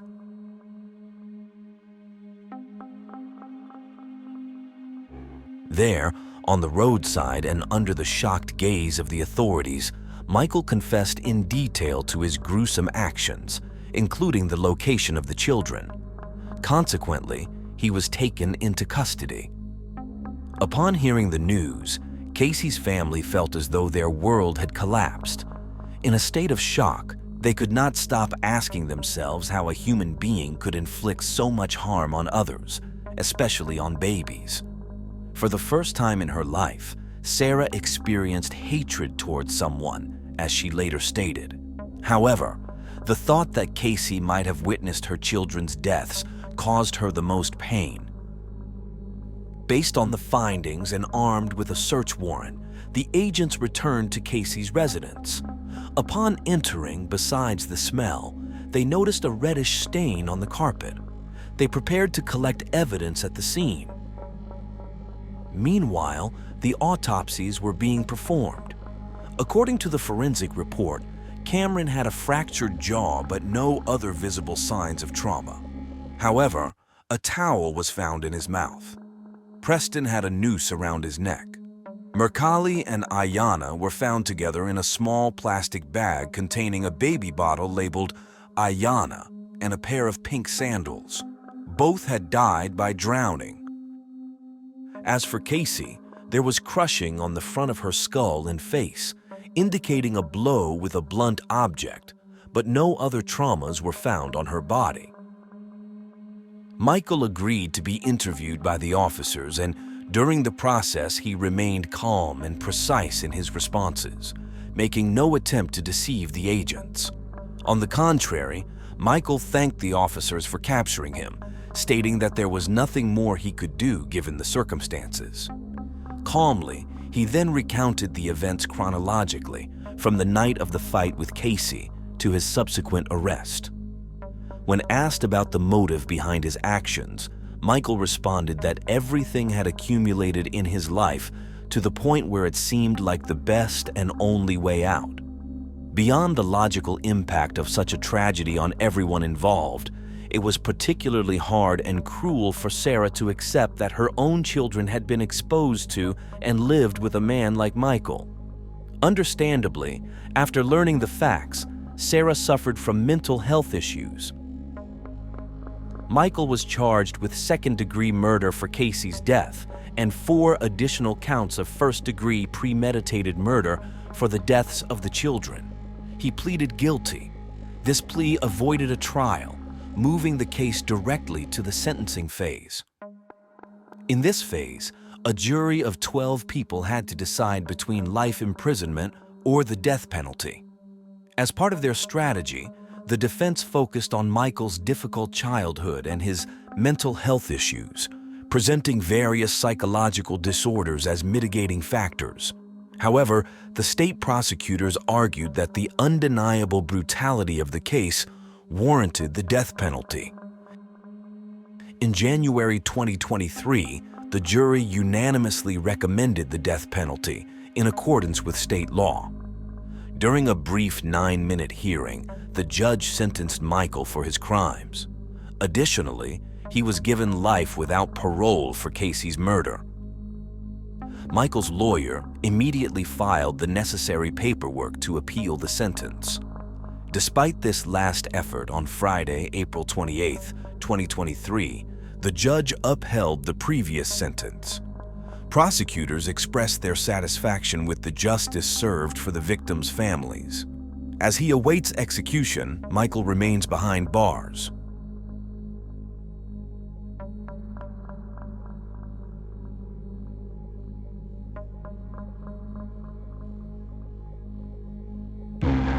Soni Millbrook was born on February 15, 1981 in Memphis, Tennessee, USA. She was the daughter of Christine Millbrook Bennett and had 2 sisters and 3 brothers, along with a large extended family. This close-knit environment allowed her to forge a special bond with her cousin Jenny. As she entered her teenage years, Sony became a popular student at her high school. In 1998, at just 17 years old and in the 8th grade, she met a man in his 20s named Lakeith Moody, with whom she soon began a relationship. Unfortunately, Lakeith was abusive, and his violent behavior left visible marks on Sony's body. Despite their tumultuous relationship, they had 4 children together, 3 girls and a boy named after his father. In 1999, Sony's mother noticed a bruise on her daughter's chest, which Sony tearfully admitted was caused by Lakeith. One of her friends also observed injuries, but Sony refused to report him. Lakeith was controlling and often tried to isolate her from friends and family. That same year, Sony moved into an apartment in the Fraser neighborhood of Memphis. One day, the apartment management notified her of a disturbance at her home. When she arrived, she found her apartment in disarray, furniture slashed, clothes missing, the television destroyed, food smeared on the walls, and personal hygiene products scattered everywhere, including down the stairs. Written on the mirror in red nail polish was the message, "Kiki loves you," Kiki being Lakeith's nickname. On October 31st, 2000, Sony, her cousin Pamela, and Lakeith were at a bar called Mirage. During their time there, Lakeith slapped Sony and threw a drink in her face.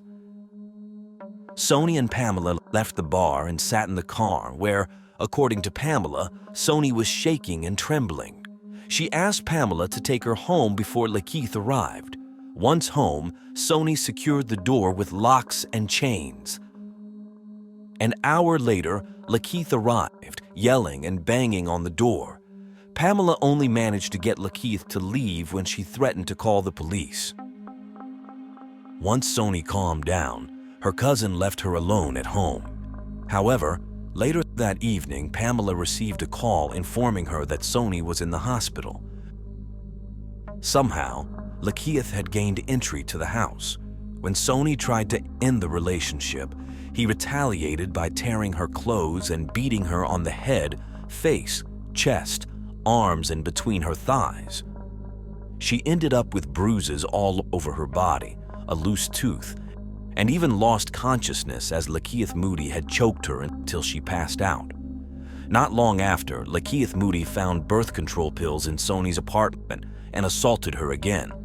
The next morning, Sony called Pamela, asking for a ride to the hospital due to a miscarriage. By late 2008, at the age of 27, Sony was working at a Christian academy. She was a reliable employee who always arrived on time. Therefore, when she missed work or requested time off, it was usually for significant reasons. On one occasion, she called her employer to say she couldn't come in because her face was badly bruised and she didn't want the children to see her like that. Leslie granted her the day off. When Sony returned a few days later, her bruises were so severe that the director allowed her to wear sunglasses inside the academy. She confided in her boss about how her boyfriend had once chased her in his car, trying to force her off the road during the pursuit. Lakeith's violence wasn't limited to Sony and their children.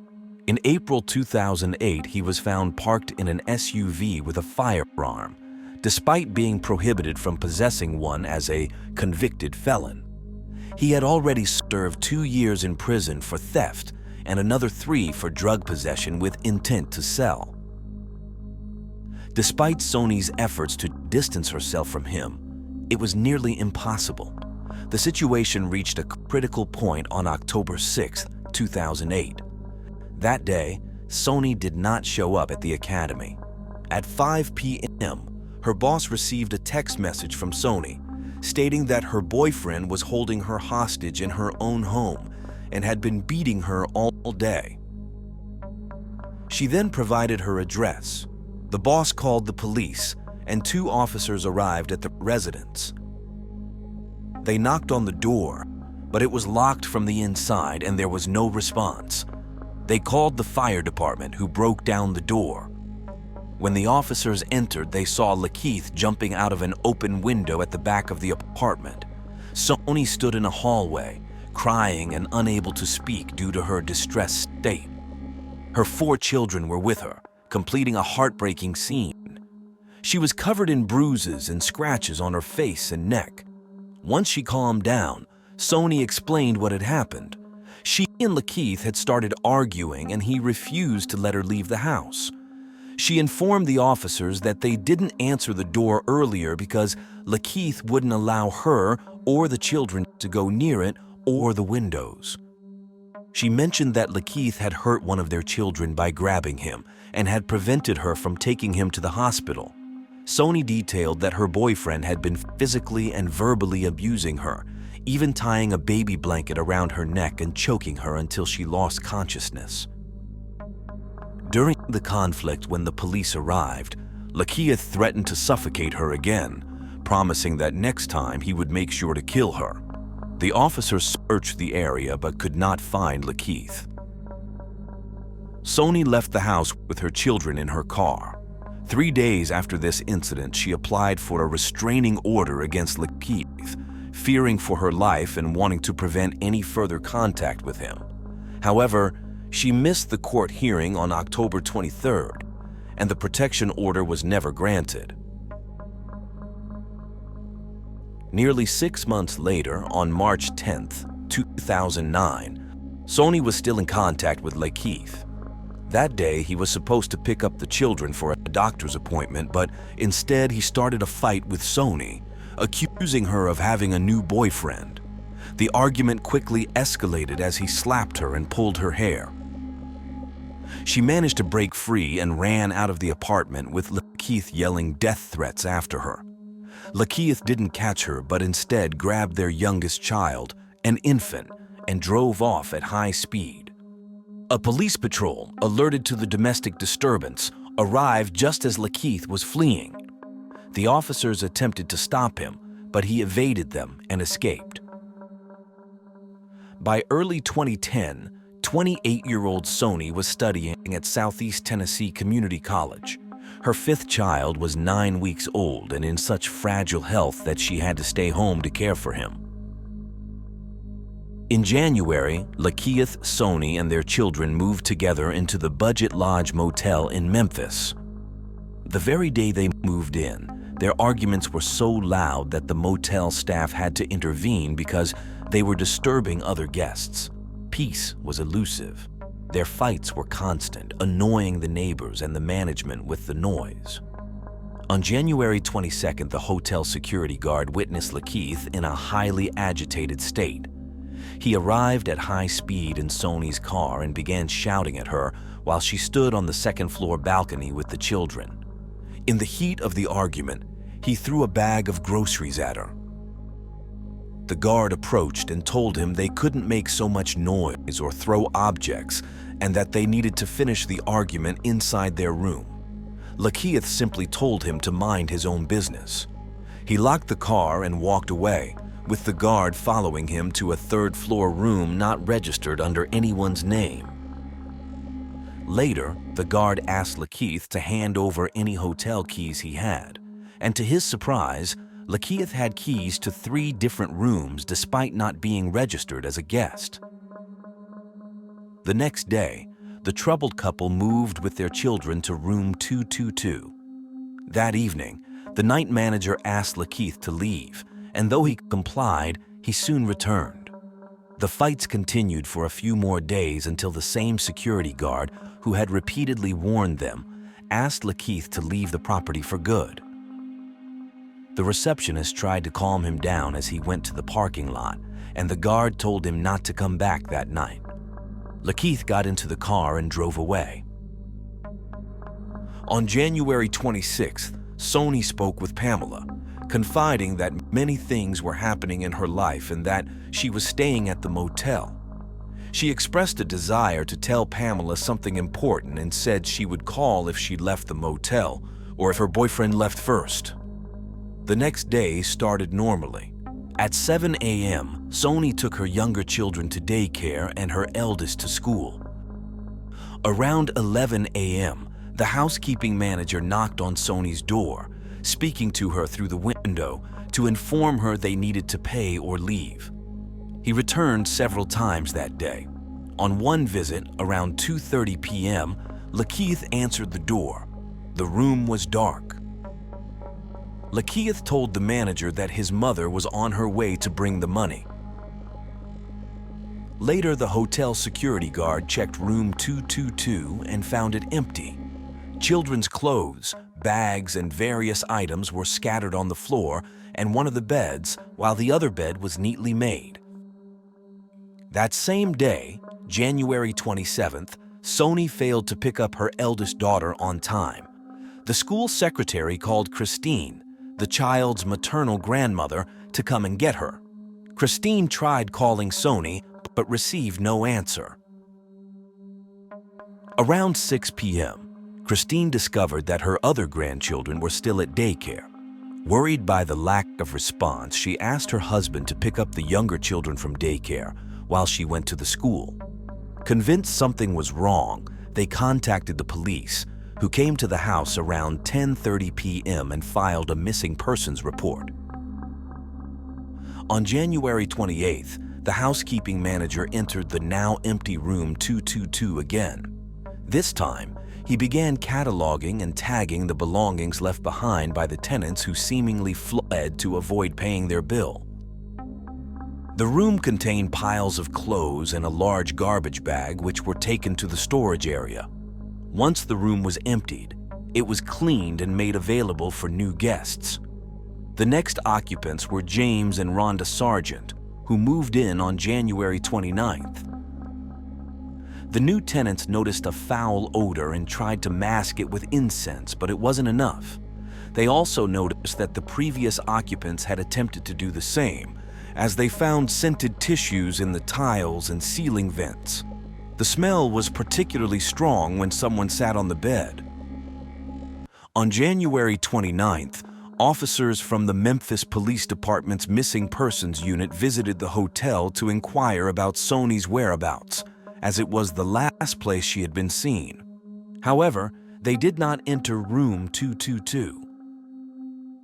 Lakeith was found on February 2nd and around 7 p.m. inside Sony's car parked at a shopping center. He was arrested for vehicle theft and held in police custody for 48 hours. That night, he was questioned about Sony's disappearance.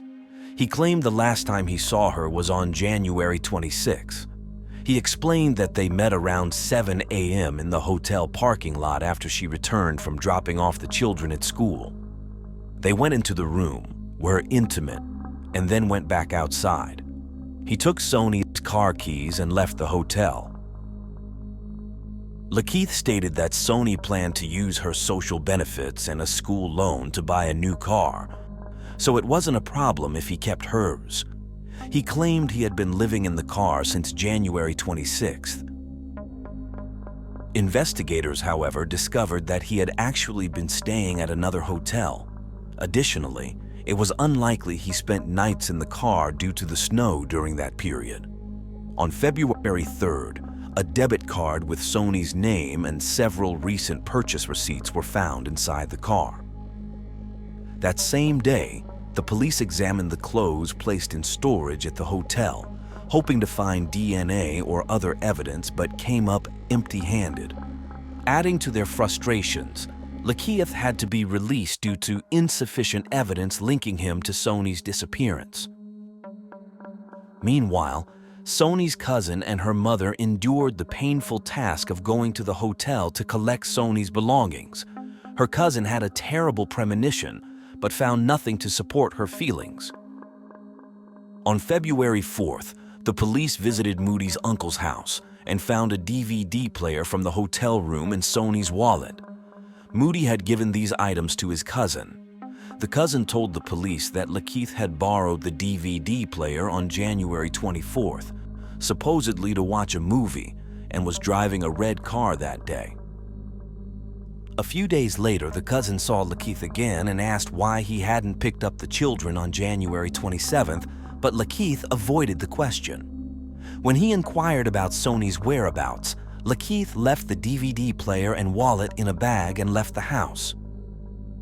As the days passed, James and Rhonda Sargent requested to be moved from room 222 due to the persistent bad odor. With no other rooms available, they moved to another hotel. Subsequent guests in room 222 also complained about the foul smell. Despite numerous cleanings and a carpet wash in early February, the odor persisted, only slightly reduced for a few days. Sony's family, especially her children, were deeply affected by her absence. Their only hope was for Sony's safe return. On February 4th, homicide detectives visited the hotel. By then, the room had been occupied and cleaned at least 3 times. The detectives did not enter the room but asked the staff if they noticed anything unusual. All responded negatively. On February 7th, James and Rhonda returned to the hotel, changing rooms 3 times, including spending one night in room 222. The sergeants informed the management that the room still reeked of the unpleasant odor.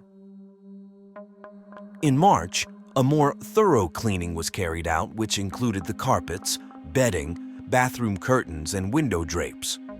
To everyone's dismay, the smell not only persisted but intensified.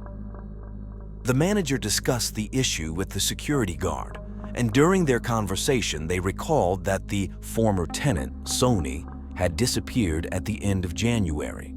The guard remembered the events from that time and suggested that the manager inspect room 222 for blood or cleaning agents. 10 minutes later, the manager returned and asked the guard to accompany him. What they discovered was shocking. The 2 men entered the room, where the manager had removed the mattress from one of the beds, leaving only the frame. The lower part of the bed frame had a sort of enclosure that prevented using the space underneath as an unsightly storage area. However, lifting the box spring revealed a large empty space where anything could be hidden from view. Looking through the solid edges of the frame, they saw something unimaginable, a decomposing body. They called the police, who arrived at the scene shortly after. The bed frame had marks all over it, and there were 2 broken wooden areas. Near the head of the bed was a towel and a cloth bag between the legs of the body, which was wearing a shirt but was naked from the waist down. The forensic team's autopsy determined that the cause of death was strangulation with a coaxial cable. The cable was wrapped around the neck, went under one arm, around the chest, and ended at the back. The forensic examiner concluded that it would have taken at least 2 to 3 minutes of continuous pressure to cause death. DNA samples matched Sony's genetic profile and female markers. Male genetic material was also found on 5 parts of the cable. The main hypothesis was that Sony had already been dead when she was reported missing, and that Lakeith had used the coaxial cable from the DVD player he had borrowed from his cousin, indicating premeditation. Lakeith was found and detained by the police shortly after, not for the discovery of Sony's body, but on a different charge, possessing a firearm despite a prior felony conviction. Nonetheless, at the time of his arrest, he was considered a person of interest since he was the last person seen with Sony alive. Additionally, he was again in Sony's car when he was arrested and sent to the detention facility in Mason.